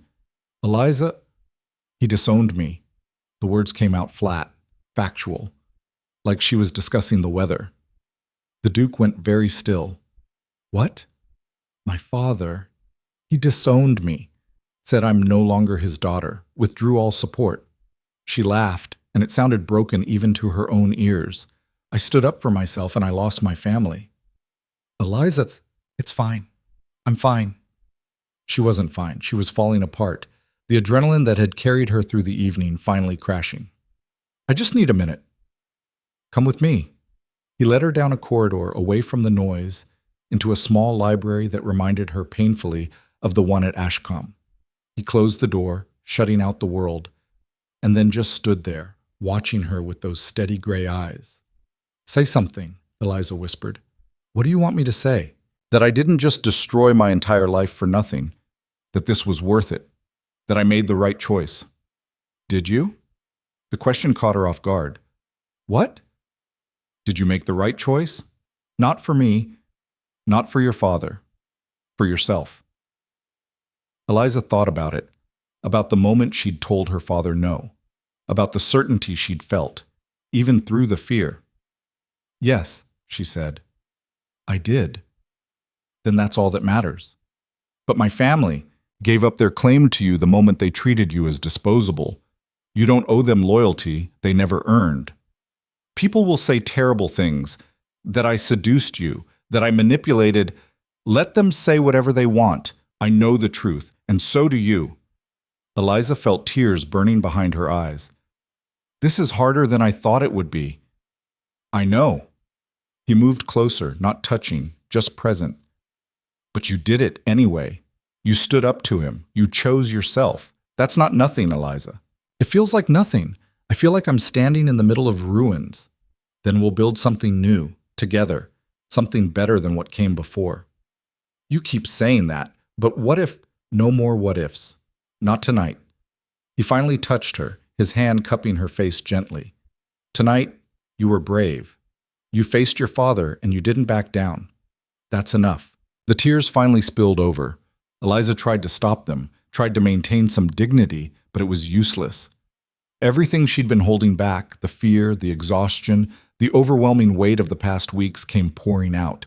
The Duke pulled her against his chest, holding her while she cried. He didn't try to quiet her or tell her it would be okay. He just held her, solid and steady, while she fell apart. Eventually, the tears slowed. Eliza pulled back, embarrassed. "I'm sorry, I got your coat wet." "I don't care about the coat." "I'm a mess." "You're human. There's a difference." She laughed, watery and weak. "I don't know what happens now. Now we leave this ball. We go home. And tomorrow, we figure out the next step." "Home," Eliza repeated. Ashcombe. Cold, austere Ashcombe. But somehow, the thought of it felt like relief. "Yes, let's go home." They slipped out through a side exit, avoiding the main ballroom. The carriage was waiting, and Eliza collapsed into the seat, suddenly exhausted beyond measure. The Duke sat beside her, not across, close enough that their shoulders touched. "Thank you," she said quietly. "For what?" "For not making me stay. For not pushing me to pretend everything is fine." "I'd never ask you to pretend. Not with me." They rode in silence for a while, the city lights giving way to dark countryside. Eliza stared out the window, watching the world blur past, and tried to process what had just happened. She'd been disowned, cut off from her family, her name, everything she'd ever known. It should have felt catastrophic. Instead, it felt like freedom. "I need to ask you something," the Duke said suddenly. "What? Are you staying with me because you want to, or because you have nowhere else to go?" The question was so direct it stole her breath. "Why are you asking that?" "Because I need to know. If you're choosing me out of desperation, that's not a real choice, and I won't trap you in something you don't actually want." Eliza turned to look at him. In the dim carriage light, his face was serious, open, vulnerable in a way she'd rarely seen. "I'm terrified," she said honestly, "of this, of us, of everything that's happening. But I'm not staying because I have no options. I'm staying because she struggled to find the words. Because for the first time in my life, I feel like someone sees me, really sees me. Not who they want me to be or who would be most convenient, just me. And is that enough to build a life on? I don't know, maybe not. But it's more than I've ever had before, so yes, it's enough, for now. He nodded slowly, something easing in his expression. Good, because I meant what I said. I won't regret choosing you, even if this gets harder. It will get harder. I know. My father will turn people against us. The alliance might withdraw. Society will. Eliza. He took her hand. I know. And I'm still here. I'm still choosing this. She squeezed his hand, holding on like he was the only solid thing in a world that had tilted sideways. Okay. Okay. The rest of the journey passed in silence, but it was comfortable now. Companionable. When they arrived at Ashcombe, Eliza felt something settle in her chest. This place, cold and austere as it was, had become something she hadn't expected. A refuge. Thornwick met them at the door, his face carefully neutral.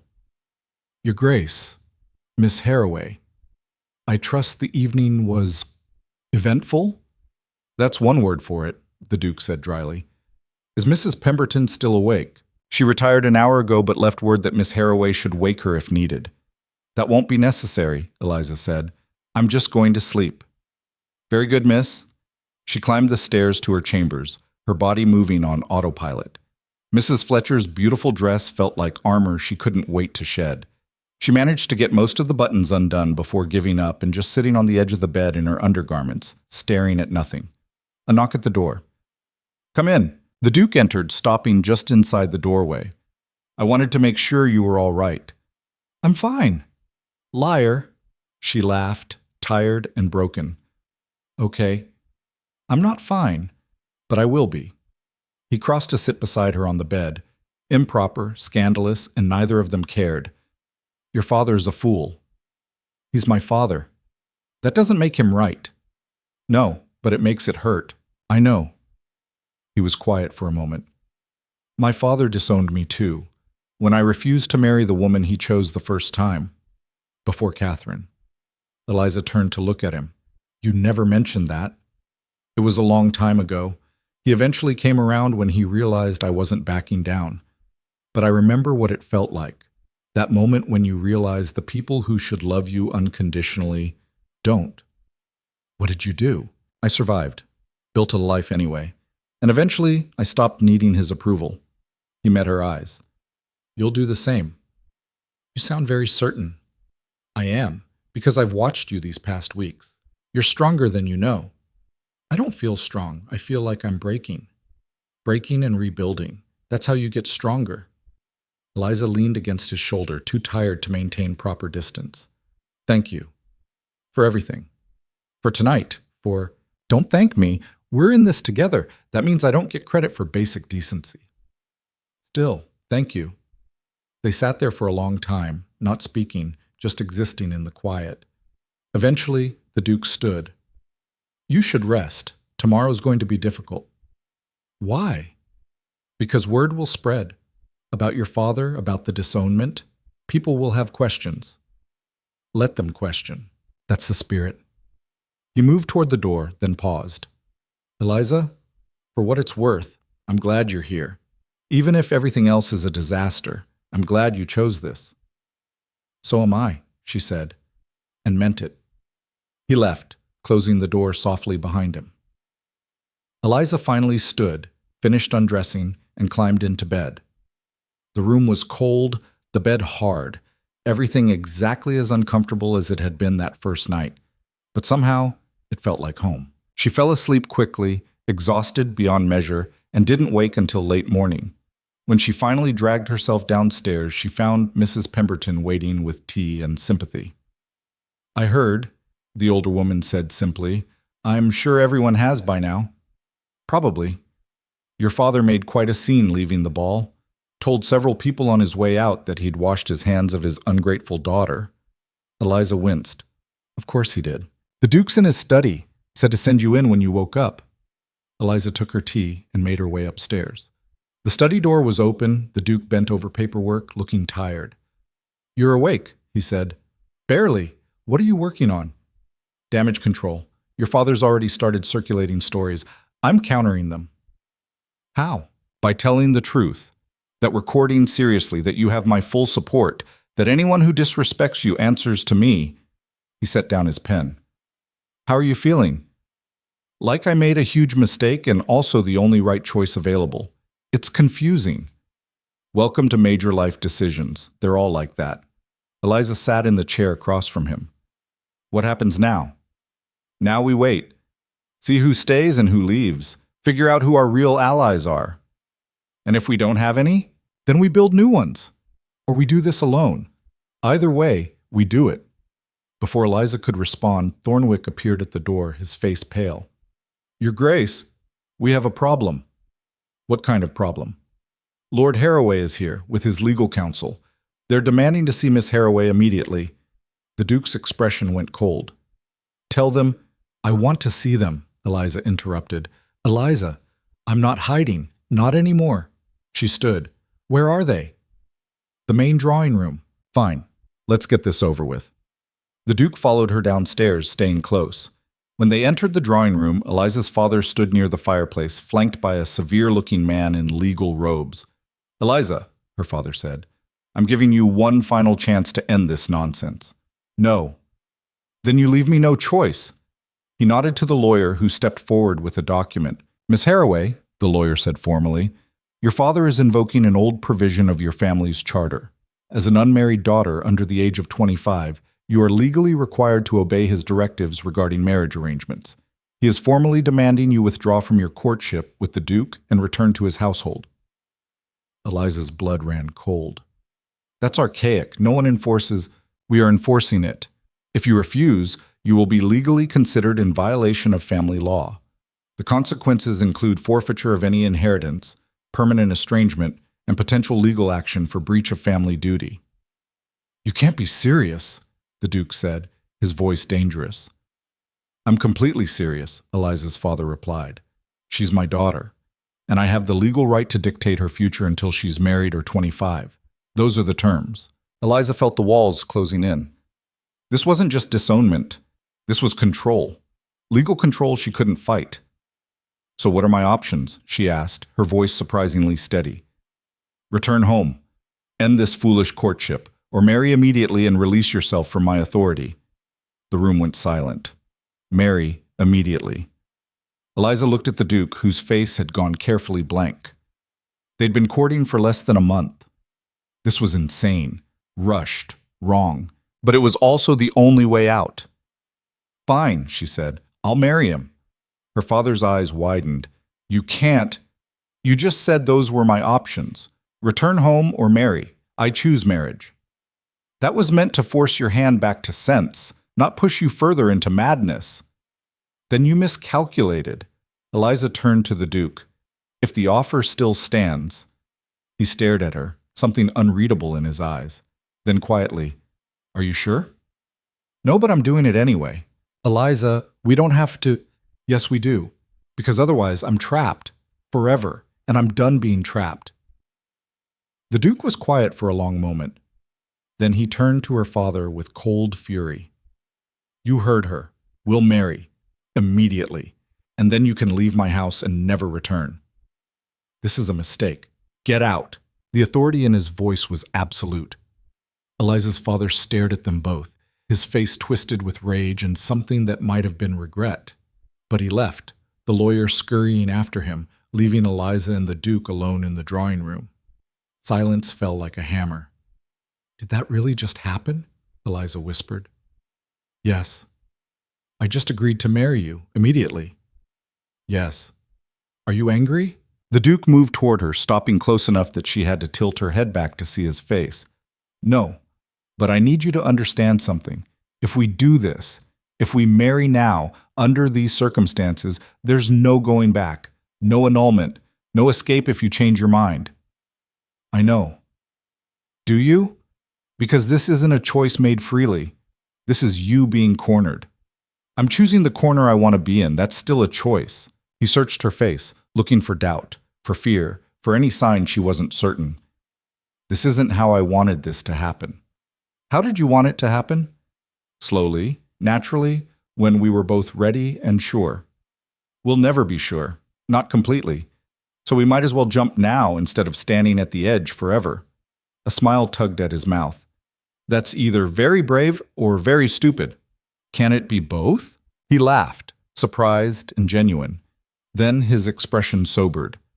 If we do this, I promise you, I will spend every day trying to make it worth it, trying to be worthy of the choice you're making. And I promise to tell you when I'm terrified, when I doubt, when I need space. No pretending. Deal. So we're really doing this. Apparently. He took her hand. We can have the ceremony here. Small. Just us and a few witnesses. Tomorrow, if you want. Tomorrow. Eliza's heart raced. Tomorrow she'd be married, bound to this man she barely knew, in a life she couldn't predict, with consequences she couldn't foresee. It was terrifying. It was exhilarating. It was hers. Tomorrow, she agreed. And just like that, the decision was made. No more waiting, no more uncertainty, just a leap into darkness, hoping they'd both survive the landing. And just like that, the decision was made. No more waiting, no more uncertainty. Just a leap into darkness, hoping they'd both survive the landing. Eliza woke before dawn the next morning, her wedding day, with her stomach in knots. She'd barely slept. Every time she closed her eyes, her mind spun with everything that could go wrong. What if she froze during the ceremony? What if the Duke realized his mistake before they even said vows?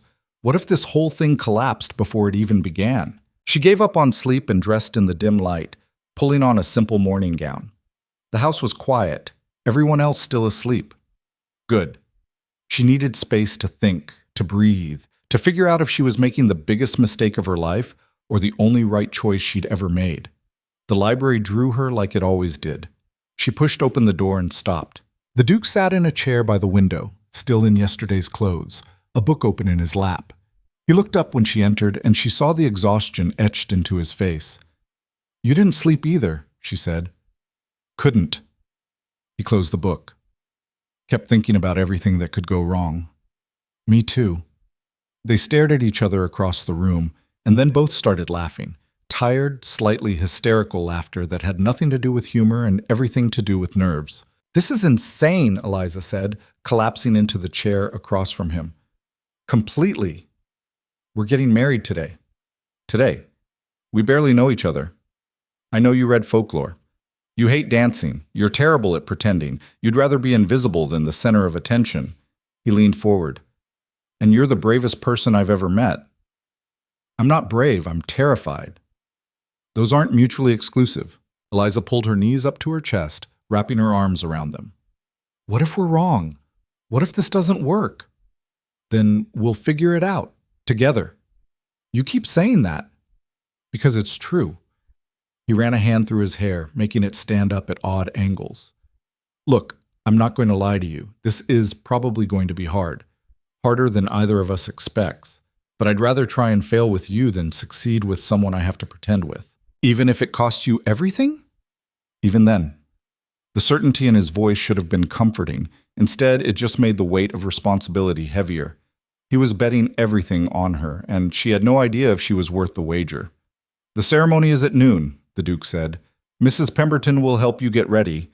I've arranged for a dress, nothing elaborate, just something simple.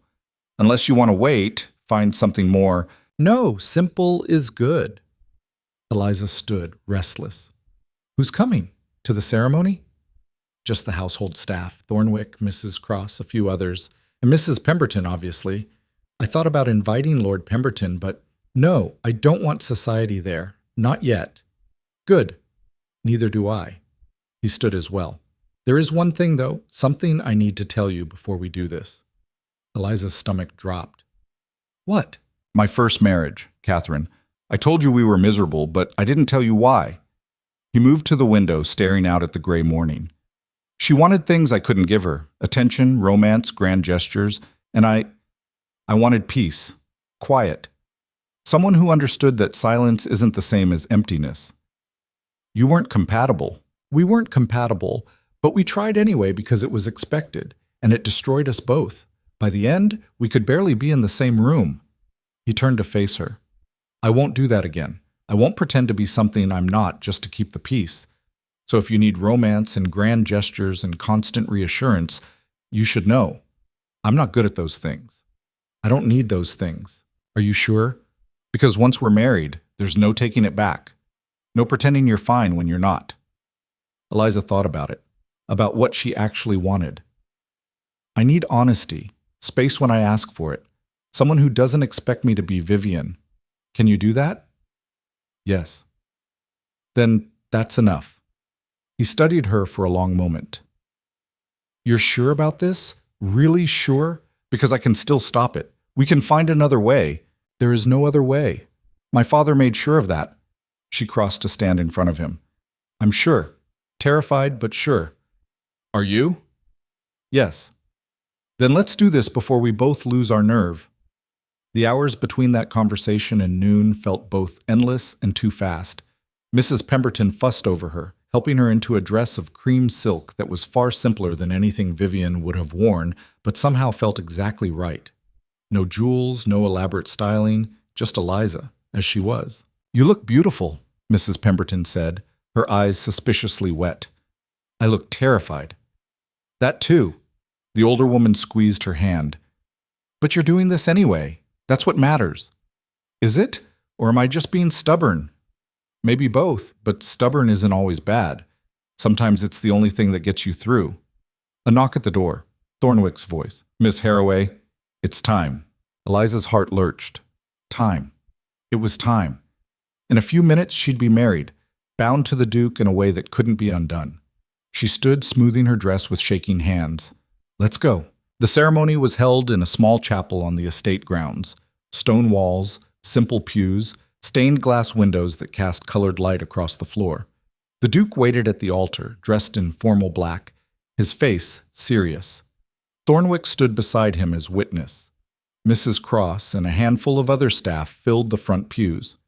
No family, no society, just this small group of people who'd chosen to be here. Eliza walked down the aisle alone.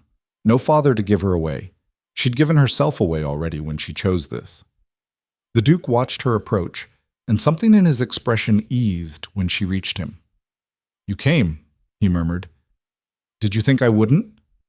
I thought you might come to your senses. Too late for that. The officiant, a local minister who looked slightly confused by the whole situation, cleared his throat. Shall we begin? The ceremony was brief, traditional vows that felt strange in Eliza's mouth. Love, honor, cherish, till death. She said the words and meant them, even though she didn't fully understand what they meant yet. The Duke said them too, his voice steady, his eyes never leaving hers. By the power vested in me, I now pronounce you husband and wife.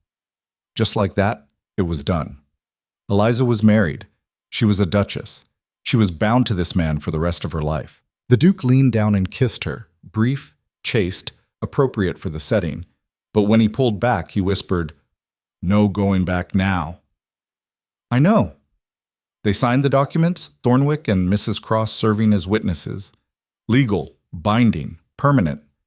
Then it was over, and Eliza stood in a chapel as a married woman, wondering what the hell she'd just done.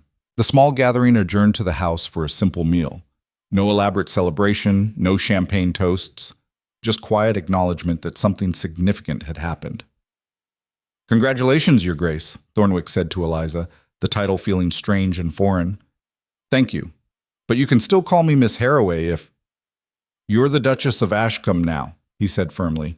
We'll use your proper title. The Duchess of Ashcombe. It didn't feel real. The Duke, her husband, she had a husband, caught her eye across the room and gestured toward the door. Escape. She nodded gratefully and followed him out into the gardens. How are you feeling? He asked once they were alone. Numb, confused, like I just made either the best or worst decision of my life and won't know which for years. That sounds about right. They walked in silence through the bare winter gardens. Everything was gray and cold, stripped down to essentials. Fitting, somehow. What happens now? Eliza asked. Now, we deal with the consequences. Your father will react badly. Society will have opinions. The alliance will probably make threats. Sounds delightful. It won't be. But we knew that going in. He stopped walking, turning to face her. I meant what I said earlier. I'm not good at romance. I won't write you poetry or arrange grand surprises. But I will be honest with you. Always. Even when it's hard. Good. I don't want poetry. I want truth. Then that's what you will get. They returned to the house as the sun was setting, casting long shadows across the stone. Eliza's chambers had been moved, her belongings now in the Duchess's suite, connected to the Duke's rooms by a shared sitting area. Proper. Expected. Terrifying. Mrs. Pemberton helped her change into evening clothes, then left with a meaningful look that made Eliza's stomach twist. She knew what was expected on a wedding night, but the Duke had said nothing about it, made no assumptions. She found him in the shared sitting room, staring into the fire. I can sleep in the other room, he said without preamble. If you're not comfortable yet. Relief flooded through her. Would you? Of course. This is already strange enough without adding that to it. Thank you. Don't thank me. This should be your choice, not an obligation. He retreated to his chambers, leaving Eliza alone in the sitting room with her thoughts. She should feel relieved. Instead, she felt oddly disappointed, which made no sense. She wasn't ready for. She gave up trying to untangle her feelings and went to bed. The next morning brought consequences, just as the Duke had predicted. A letter arrived from the Northern Trade Alliance, formally requesting a meeting to discuss concerns regarding the Duke's recent marriage. Translation: they were threatening to withdraw unless he explained himself. What are you going to tell them? Eliza asked over breakfast. The truth. That I married the woman I chose, and if they can't accept that, they can find another trading partner. But the alliance controls. I know what they control, and I know what I'm risking. He set down his coffee. But I won't apologize for choosing you, not to them, not to anyone. They'll make this difficult. Let them try. The meeting was scheduled for that afternoon. The Duke didn't ask Eliza to attend, probably assuming she'd want to avoid it. But she showed up anyway, dressed in a deep blue gown that Mrs. Fletcher had designed, her hair arranged simply. If she was going to be the Duchess of Ashcombe, she might as well start acting like it. The Duke's expression when he saw her was worth every moment of nervousness. You don't have to. I know. I'm doing it anyway. Lord Blackwood arrived with 3 other alliance members, all older men, all radiating disapproval. They settled in the Duke's study, and Eliza took a seat beside her husband, ignoring the pointed looks. Your Grace, Blackwood began, we're here to discuss your recent decision. My marriage, you mean? Precisely. The alliance has concerns about the optics. You were publicly courting Vivian Harroway, then suddenly married her lesser sister. It raises questions about your judgment. My judgment is fine. I married the woman I wanted. But at what cost? Your father-in-law has publicly denounced the match. Society is gossiping, and now we're fielding questions about whether the Duke of Ashcombe is stable enough to maintain our trading agreements. The Duke's expression went cold. Let me be very clear. My personal life is not subject to alliance approval. I married Eliza because I chose her. If that bothers you, that's your problem, not mine. It becomes our problem when your choices affect our business interests. Then perhaps you should reconsider whether you want to do business with someone who refuses to be controlled by committee. Tension crackled through the room. Eliza felt all eyes turn to her, assessing, judging, finding her lacking. Gentlemen, she said quietly, and they all turned to stare. May I say something? Blackwood's expression was dismissive. I don't see how— Let her speak, the Duke interrupted. Eliza stood, her hands shaking but her voice steady. You're concerned about optics, about whether my husband's judgment is sound. But what you're really asking is whether I'm worth the trouble I've caused, whether marrying me was a mistake. That's not— It is exactly what you're asking, so let me answer. I don't know if I'm worth it. I'm not beautiful like my sister. I'm not charming or accomplished or any of the things a duchess is supposed to be. But I'm honest. I work hard. I understand estate management, and I won't embarrass my husband by pretending to be something I'm not. She moved around the desk to face them directly. You want to know if you made a good choice? Then judge me on what I do, not on who my sister is or what society thinks. Give me 6 months. If I prove to be the disaster you're expecting, then dissolve your agreements. But if I prove capable, then stop questioning his judgment and start honoring the contracts you already signed." Silence fell. The Alliance members stared at her like they'd never seen anything quite like her. Blackwood's expression was unreadable. 6 months, he said finally. "Yes. And if you fail, then you'll have been right all along.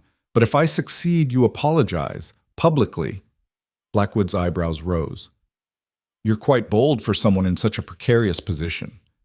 I'm tired of being invisible. Bold is all I have left." He studied her for a long moment, then glanced at the Duke. "She's nothing like Catherine." "No, she's not. That's probably for the best." Blackwood stood.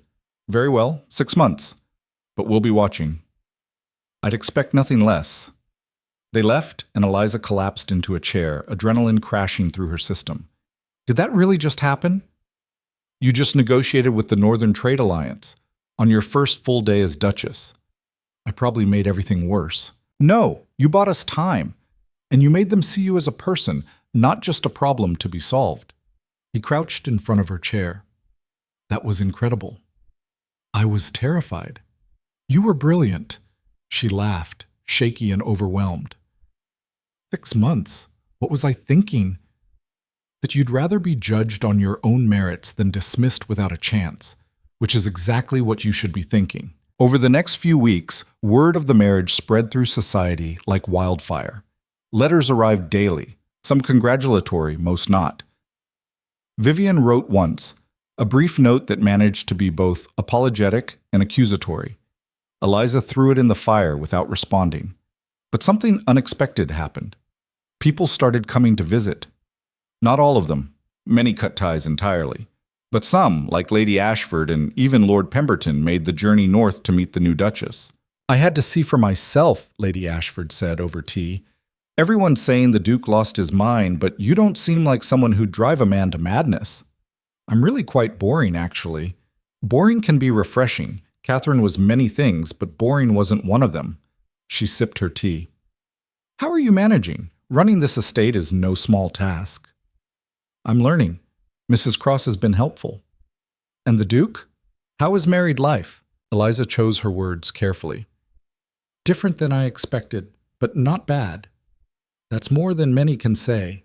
Lady Ashford set down her cup. "I'll be honest with you, my dear. I came here expecting to find a disaster.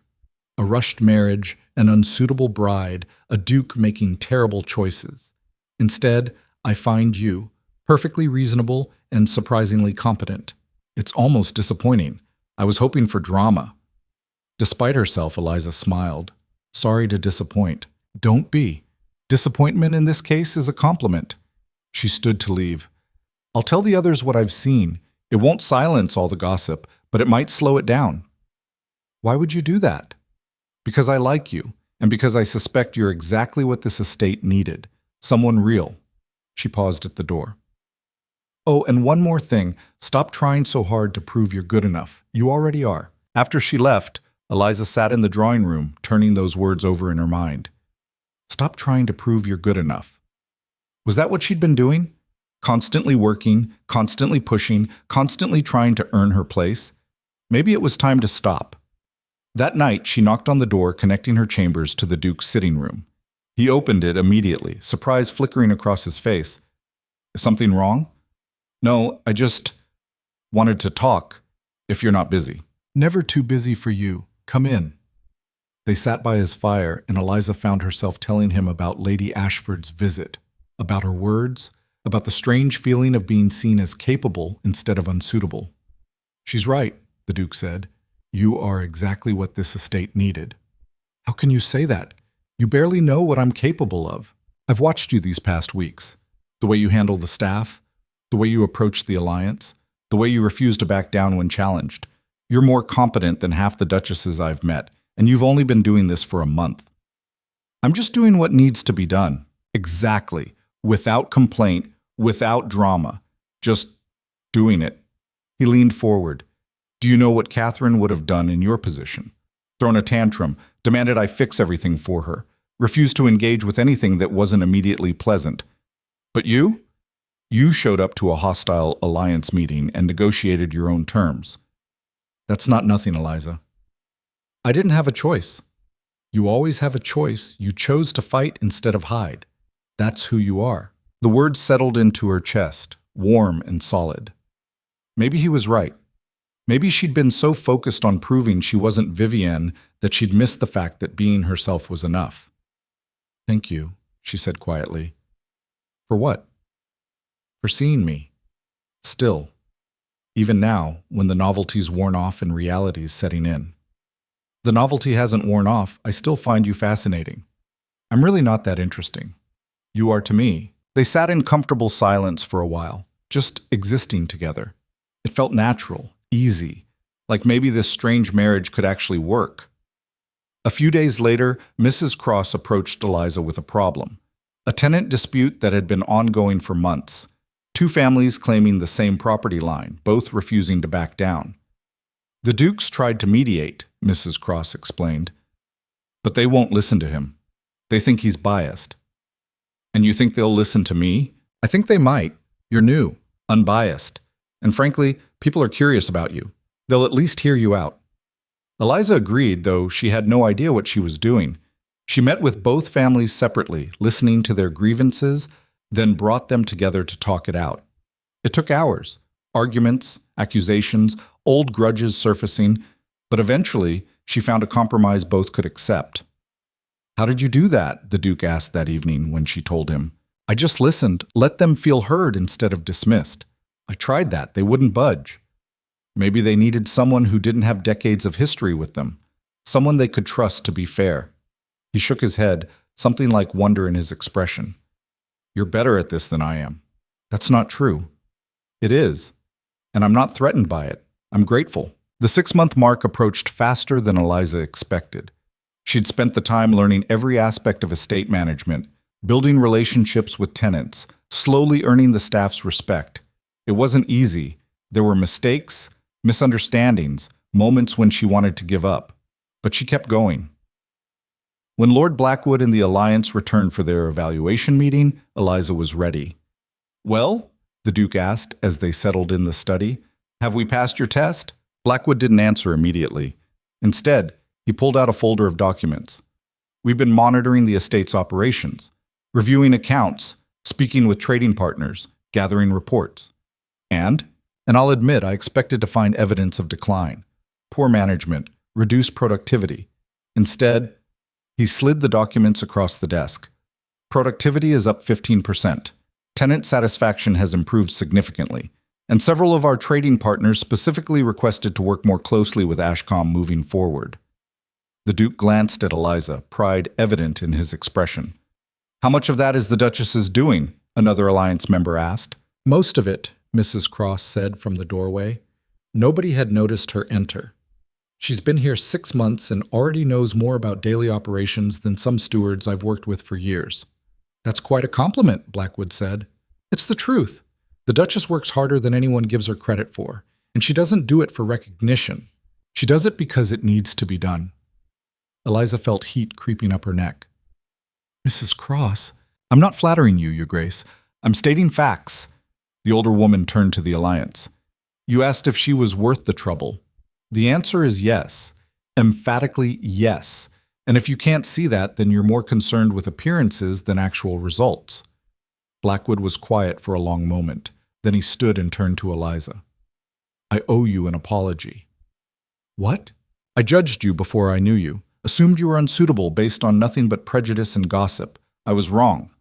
He inclined his head slightly. You've proven yourself capable, intelligent, and exactly what this estate needed. I apologize for doubting you. The words hung in the air. An apology, public, genuine. Eliza had won. Thank you, she managed. The Alliance withdraws all concerns regarding this marriage. Your trading agreements remain intact, Your Grace, and we'd be honored to continue working with both of you moving forward. After they left, Eliza stood in the study, processing what had just happened. She'd done it. She'd proven herself. Not to society, they'd probably never fully accept her, but to the people who mattered, who'd been willing to judge her on merit instead of assumptions. The Duke pulled her into an embrace, the first time he'd initiated contact beyond formal courtesy. "I'm proud of you. I didn't do anything special. You did everything. You worked harder than anyone should have to. You proved every single person who doubted you wrong, and you did it without compromising who you are." He pulled back to look at her. "You won, Eliza. Won." It felt strange to think of it that way, but maybe he was right. Maybe this was what winning looked like. Not universal approval, but earned respect. Not being loved by everyone, but being valued by the people who mattered. That night, there was a knock on the connecting door between their chambers. Eliza opened it to find the Duke holding 2 glasses of wine. "Thought we should celebrate," he said. "Celebrate what? Survival, success, 6 months of marriage that hasn't ended in disaster." She took a glass, smiling. "The bar is low, but we've cleared it." They sat in the shared sitting room, and for the first time it felt truly shared. Not his space or hers, but theirs. "I need to tell you something," the Duke said. Eliza's stomach tightened. "What?" "I'm happy, genuinely happy, for the first time in years." He met her eyes. "And it's because of you." "I haven't done anything." "You've done everything. You've made this house feel like a home. You've challenged me to be better. You've shown me what a real partnership looks like." He set down his glass. "I know we didn't start this the conventional way. I know it's been hard, but I wouldn't change it. Any of it." Eliza felt something crack open in her chest, something that had been locked tight since childhood. "Neither would I." "Really? Really? It's been terrifying and overwhelming and nothing like I expected, but it's mine. I chose it, and that matters." He reached out, taking her hand. "So what happens now?" "Now we keep going, keep building, keep figuring this out together." "Together," he agreed. And sitting there in the firelight, their hands joined, Eliza realized something profound. She'd been sent north as a replacement, expected to fade into the background. Instead, she'd found her voice, her strength, her place. She'd stopped apologizing for existing and started demanding to be seen. She was no longer the invisible daughter, the backup option, the one who wasn't good enough. She was the Duchess of Ashcombe, and she'd earned every bit of that title. She was the Duchess of Ashcombe, and she'd earned every bit of that title. 2 years passed like water through cupped hands. Fast in some moments, achingly slow in others. The estate thrived under their joint management, the Duke handling external relations while Eliza quietly revolutionized how they worked with tenants. She'd started programs for education, fair wage negotiations, improved housing. Nothing dramatic, just steady, deliberate change that made people's lives better. Society still whispered, of course. They always would. But the whispers had shifted from unsuitable replacement to surprisingly competent, to, eventually, grudging respect. Eliza had stopped caring what most of them thought. She had work to do. The first real test of how far she'd come arrived on a gray morning in late autumn. Thornwick appeared at breakfast with a letter, his expression carefully neutral. "Your Grace, this arrived by special messenger." Eliza took it, recognizing the seal immediately. Her father's. The Duke looked up from his newspaper. "You don't have to read it." "I know." But she broke the seal anyway, unfolding the heavy paper. The letter was brief. Her father was dying. Cancer, the doctors said. Months, maybe weeks. He wanted to see her. One last time, to make things right. "Eliza?" The Duke's voice cut through the roaring in her ears. "He's dying! My father!" "I'm sorry. Are you?" "He disowned me, cut me off. Hasn't spoken to me in 2 years. He's still your father. You're allowed to have complicated feelings about that." Eliza set the letter down, her hands shaking. "He wants me to come, to see him before—" She couldn't finish the sentence. "Do you want to go?" "I don't know. Part of me thinks he doesn't deserve my forgiveness. That he made his choice and should live with it, die with it. And the other part? Wants closure, wants to know if he ever actually cared or if I was always just a tool to him." The Duke was quiet for a moment. "I'll come with you, if you decide to go." "You don't have to—" "I know, but I will anyway." 3 days later, they traveled south, Eliza hadn't been back since her wedding, and the familiar landscape felt both comforting and painful. The estate looked smaller than she remembered, shabbier, like it had been holding its breath for 2 years and finally exhaled. Vivienne met them at the door. She looked tired, older than her years, with shadows under her eyes that makeup couldn't hide. "Eliza," she said, her voice strained. "Thank you for coming. How is he?" "Not good. The doctors say it's a matter of days now." Vivienne glanced at the Duke, then back at Eliza. "He's been asking for you, constantly. It's all he talks about." "Where is he?" "Upstairs in his chambers, but Eliza—" Vivienne caught her arm. "He's changed. The illness has— He's not the man you remember." "Was he ever the man I remember? Or was that just what I wanted to see?" Vivienne had no answer to that. The stairs felt longer than they used to. Each step weighted with memories, childhood punishments, disappointed looks, the constant feeling of never being quite enough. The Duke stayed close, his presence a solid comfort.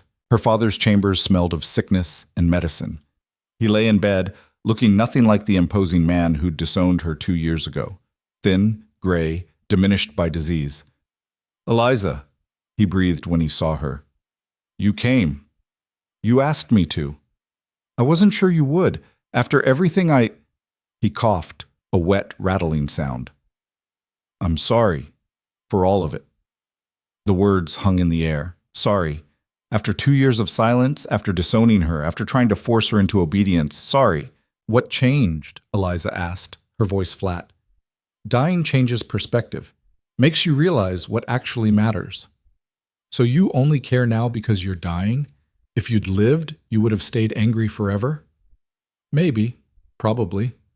He closed his eyes. "I was wrong about you. About the Duke, about everything." "Yes, you were. Vivienne told me what you've done.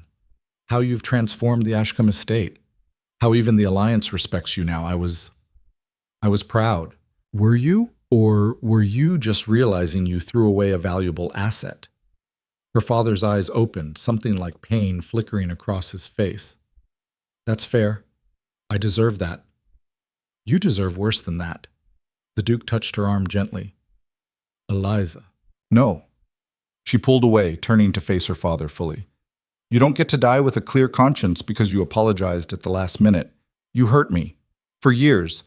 Made me feel worthless, invisible, like I only mattered when Vivienne wasn't available. And now you're sorry. Now you're proud. Where was that when I actually needed it? I know I failed you. You didn't just fail me. You actively damaged me. Made me think I had to earn basic respect. That I had to prove I was worth acknowledging. Do you know how long it took me to unlearn that? How many nights I spent convinced the Duke would realize his mistake and send me away because I wasn't good enough?" Tears streaked down her father's gaunt face. "I'm sorry." "Sorry doesn't fix it. Sorry doesn't give me back the childhood I should have had. The father who should have seen me. I see you now." "Too late," Eliza's voice cracked. "You see me now because I succeeded despite you, because I proved everyone wrong, but you should have seen me before that, when I was just Eliza. Not the inferior sister, not the replacement, just your daughter." Silence fell. Her father looked at her with something that might have been understanding, might have been regret. "You're right, about all of it, and I can't fix what I broke, but I can tell you the truth before I go." "What truth?" "That you were never inferior, never second best. You were just different from what I expected, and I was too proud to see that different could be better." He struggled to sit up, failing. "Vivienne is beautiful, charming, everything society values, but you have substance, integrity, the strength to choose yourself even when it costs everything. I should have valued that. Should have told you that you were enough, exactly as you were." The words hit like physical blows. Eliza had wanted to hear them for 25 years, and now, when they finally came, they felt hollow. Too late to change anything that mattered. "I appreciate you saying that," she said carefully, "but it doesn't erase what you did, or didn't do. I know, I'm not asking for forgiveness, just understanding, and maybe, if possible, some small peace between us before I go." Eliza looked at this man who'd shaped her entire life, for better and worse. She thought about carrying rage and resentment forever, letting it poison everything she'd built. Then she thought about the Duke's words from years ago. You deserve better than people who only value you when it's convenient. She deserved better than this bitterness, too. I understand, she said finally. I understand you were limited by your own expectations, your own fears. I understand you didn't know how to value something you didn't understand. And I'm willing to have peace, not reconciliation. We're past that. But peace. Her father's face crumpled with relief. Thank you. Don't thank me. I'm not doing this for you. I'm doing it for myself, so I can move forward without this weight. That's fair? They sat in uncomfortable silence for a while. The Duke had stayed quiet through the whole exchange, just present and supportive. Finally, Eliza stood. I should go. Will you come back? Before… I don't know, maybe. But don't expect more than I can give. I won't, I promise. She left the room, her legs shaking. The Duke followed, and once they were in the hallway, she finally let herself breathe. That was hard, he said quietly. Harder than I expected. Are you all right? No, but I will be. Vivian waited downstairs, hovering anxiously. How did it go? He apologized. I told him the truth. We have peace, if not forgiveness. That's more than he deserves. Eliza looked at her sister, really looked. Vivian seemed smaller somehow, less certain. How are you? Really? Tired, lonely, watching him die and realizing he was never the father either of us needed. Vivian's voice cracked. You were smart to leave, to choose something for yourself. It wasn't smart. It was desperate. Maybe, but it worked out. You have a life now, a real one. And I'm still here, trapped in his expectations, even when he's dying. You could leave. It's not too late to choose yourself. Isn't it? I'm 27, unmarried, with a reputation for being difficult. What prospects do I have? The same ones I had. None. Until I stopped waiting for someone to give me permission to exist. Eliza moved closer. I'm not saying it's easy. It's not. But it's possible. If you're willing to risk everything for something real. Vivian was quiet for a long moment. I was cruel to you for years. I'm sorry. I know. And I've forgiven you. Not because you deserve it, but because holding on to that anger hurts me more than it hurts you. You've changed. You're stronger than I ever was. No, I just stopped pretending to be weak. They talked for another hour, awkward, halting conversation that slowly became easier. Not reconciliation, not yet, but maybe the beginning of something honest. When Eliza and the Duke finally left, she felt lighter somehow, like she'd set down a burden she'd been carrying for years. How do you feel? The Duke asked as their carriage pulled away. Empty, relieved, sad, all of it at once. That's normal. You just confronted your past. That takes courage. Did I do the right thing, giving him peace? There's no right answer. Only what you can live with. Can you live with this choice? Eliza thought about it. Yes, I think I can. They traveled back to Ashcombe in comfortable silence. The estate appeared on the horizon like a promise, a stone and permanence and home. When they arrived, Mrs. Cross was waiting with news. Your Grace, you have visitors. They arrived this morning and insisted on waiting. Who? Lady Ashford and Lord Pemberton, along with several other members of society. They say it's urgent. Eliza and the Duke exchanged glances. Urgent how? They wouldn't say, just that they needed to speak with you both immediately. The group was assembled in the main drawing room. Lady Ashford, Lord Pemberton, and half a dozen other influential figures Eliza recognized from various social events. They all stood when she entered. Your Grace, Lady Ashford said formally, thank you for seeing us. Of course, what's this about? We've come to make a proposition, or rather, a request. She glanced at the others. We'd like you to host the winter season gathering this year, here at Ashcombe. Eliza blinked. The winter season gathering? It's one of the most important social events of the year, Lord Pemberton explained. Traditionally hosted by the most respected estates. We think it's time Ashcombe took its turn. But that's a massive undertaking. Hundreds of guests. Weeks of preparation. We know, which is why we're asking now, giving you months to plan. Lady Ashford smiled. We wouldn't ask if we didn't think you could handle it. The Duke leaned forward. Why now? Why this particular request? Because society needs to see what we've seen, Lady Ashford said bluntly. That the Duke made the right choice. That his Duchess is capable, competent, and exactly what this community needs. The gossip has quieted, but it hasn't died. Hosting the winter season would make a definitive statement. That I'm no longer the unsuitable replacement. That you never were.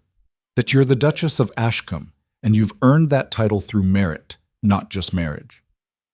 Eliza felt the weight of what they were offering, a chance to prove herself on the largest possible stage, to face down every person who'd ever doubted her and force them to acknowledge the truth. It was terrifying. It was perfect. Yes, she said. We'll do it. The Duke turned to her, surprised. Are you sure? Completely. They want proof? I'll give them proof. The next 3 months were chaos. Planning the event, coordinating with dozens of suppliers, managing guest lists and seating arrangements, and 1,000 other details. Eliza worked 16-hour days, barely sleeping, driven by something she couldn't quite name. Not anger, not revenge, just determination to show everyone who she'd become. The Duke worried she was pushing too hard. You don't have to prove anything to these people. I'm not proving it to them. I'm proving it to me. You've already proved it. Then this is the victory lap. The night before the gathering, Eliza stood in the ballroom they'd transformed. Crystal chandeliers sparkled overhead. Tables were set with perfect precision. Everything was ready. You did it, Mrs. Cross said, appearing beside her. I wasn't sure it was possible, but you actually did it. We did it. I couldn't have managed this without you. True. But I was just following your vision. This is all you, Your Grace. The gathering began the next evening. Carriages streamed up the drive, delivering the cream of society directly into Eliza's carefully planned event. She stood at the entrance with the Duke, greeting each guest, watching their expressions shift from skepticism to surprise to grudging admiration. The ballroom filled with hundreds of people, more than Ashcombe had hosted in decades. Music played, champagne flowed, and Eliza moved through it all with quiet confidence, no longer the scared girl who'd arrived 2 years ago, but someone entirely different. Midway through the evening, a familiar face appeared. Vivian. She looked different. Softer, somehow, less polished. She approached hesitantly. Eliza, I wasn't sure if I should come. You're welcome here. Am I? After everything? Yes. You're my sister. That still means something. Vivian's eyes filled with tears. Father died 3 days ago. Peacefully, in his sleep. The news hit harder than Eliza expected. I'm sorry. Don't be. He got more than he deserved, having you there at the end. Vivian glanced around the ballroom. This is incredible. You've done something amazing here. Thank you. I mean it. I was wrong about you. About everything. You were never the inferior sister. I was just too threatened to admit it. Vivian, let me finish, please. She took a breath. I've been thinking about what you said, about choosing myself, and I've decided to do it. I'm leaving. Going to the continent, going to figure out who I am when I'm not trying to be what everyone expects. That's brave. It's terrifying, but you did it, so maybe I can too. They embraced, awkward and uncertain, but genuine. When Vivian left, Eliza felt something settle. Her past wasn't erased, but it no longer controlled her. The evening continued. Speeches were made. Lord Blackwood publicly praised the Duchess's management of the estate. Lady Ashford gave a toast celebrating Eliza's transformation of Ashcombe. And slowly, definitively, society's opinion shifted. She wasn't the replacement anymore. She was the Duchess. And she'd earned that title through every difficult choice, every moment of courage, every refusal to disappear. Later, long after the guests had retired to their chambers, Eliza and the Duke stood on the terrace, looking out over the estate. You were magnificent tonight, he said. I was myself. Finally. That's what made it magnificent. He turned to face her. I need to tell you something. Something I should have said a long time ago. What? I love you.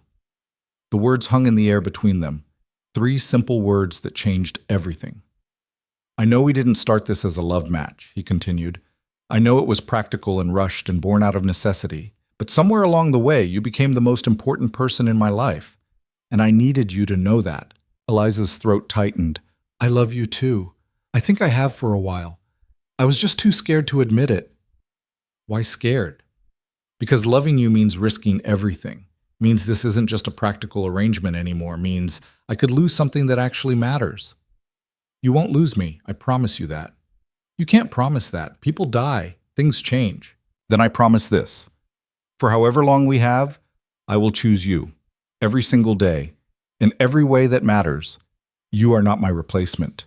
You are my choice. My partner. My home. Tears spilled down Eliza's cheeks. That's the most romantic thing anyone's ever said to me. I thought I wasn't good at romance. You're not. But that was perfect anyway.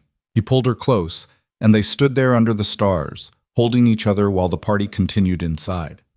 2 people who'd found each other in the most unlikely way possible. Who'd built something real from forced circumstances. Who'd chosen each other, again and again, until that choice became love. What happens now? Eliza asked. Now we live, really live, not just survive. Together? Always together. The gathering continued for 3 more days. By the time the last guest departed, Ashcombe's reputation was transformed.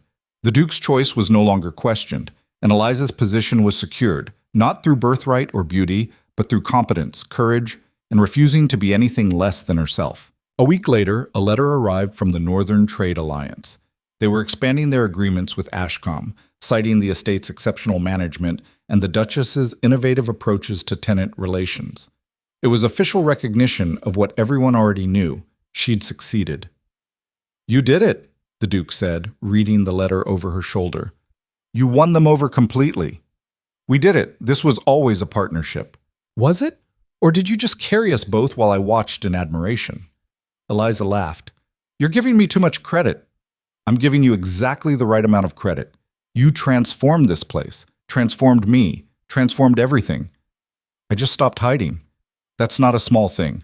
Most people spend their whole lives hiding. You chose to be seen. They sat in the library. Their library now, shared and comfortable. Books lined the walls. A fire crackled in the hearth. Outside, winter snow fell gently on the gardens. Everything was quiet, peaceful, exactly as it should be. Do you ever regret it? Eliza asked. Choosing me over the easier path? Never. Not once. Do you? I regret the pain it caused, the relationships it damaged, but the choice itself? Never. Good. Because I'm not letting you go, even if you wanted to leave. I don't want to leave. This is home now. Is it? Really? Eliza thought about it. About the girl who'd arrived 2 years ago, terrified and invisible, expecting nothing but duty. About everything that had changed since then. About the woman she'd become. Yes, she said firmly, this is home. You're home, and I'm finally exactly where I'm supposed to be. Years passed. The estate flourished. Society stopped gossiping and started respecting. Eliza and the Duke built a life that was quiet, honest, and deeply fulfilling. Not perfect. They still fought, still struggled, still faced challenges. But they faced them together. On a spring morning 5 years after their wedding, Eliza stood in the gardens with their daughter, a tiny thing of 3 years old with her father's gray eyes and her mother's stubborn determination. She watched the child chase butterflies and felt something profound settle in her chest. Contentment. She'd been sent north as a replacement, expected to fade into the background, expected to be grateful for whatever scraps she was given.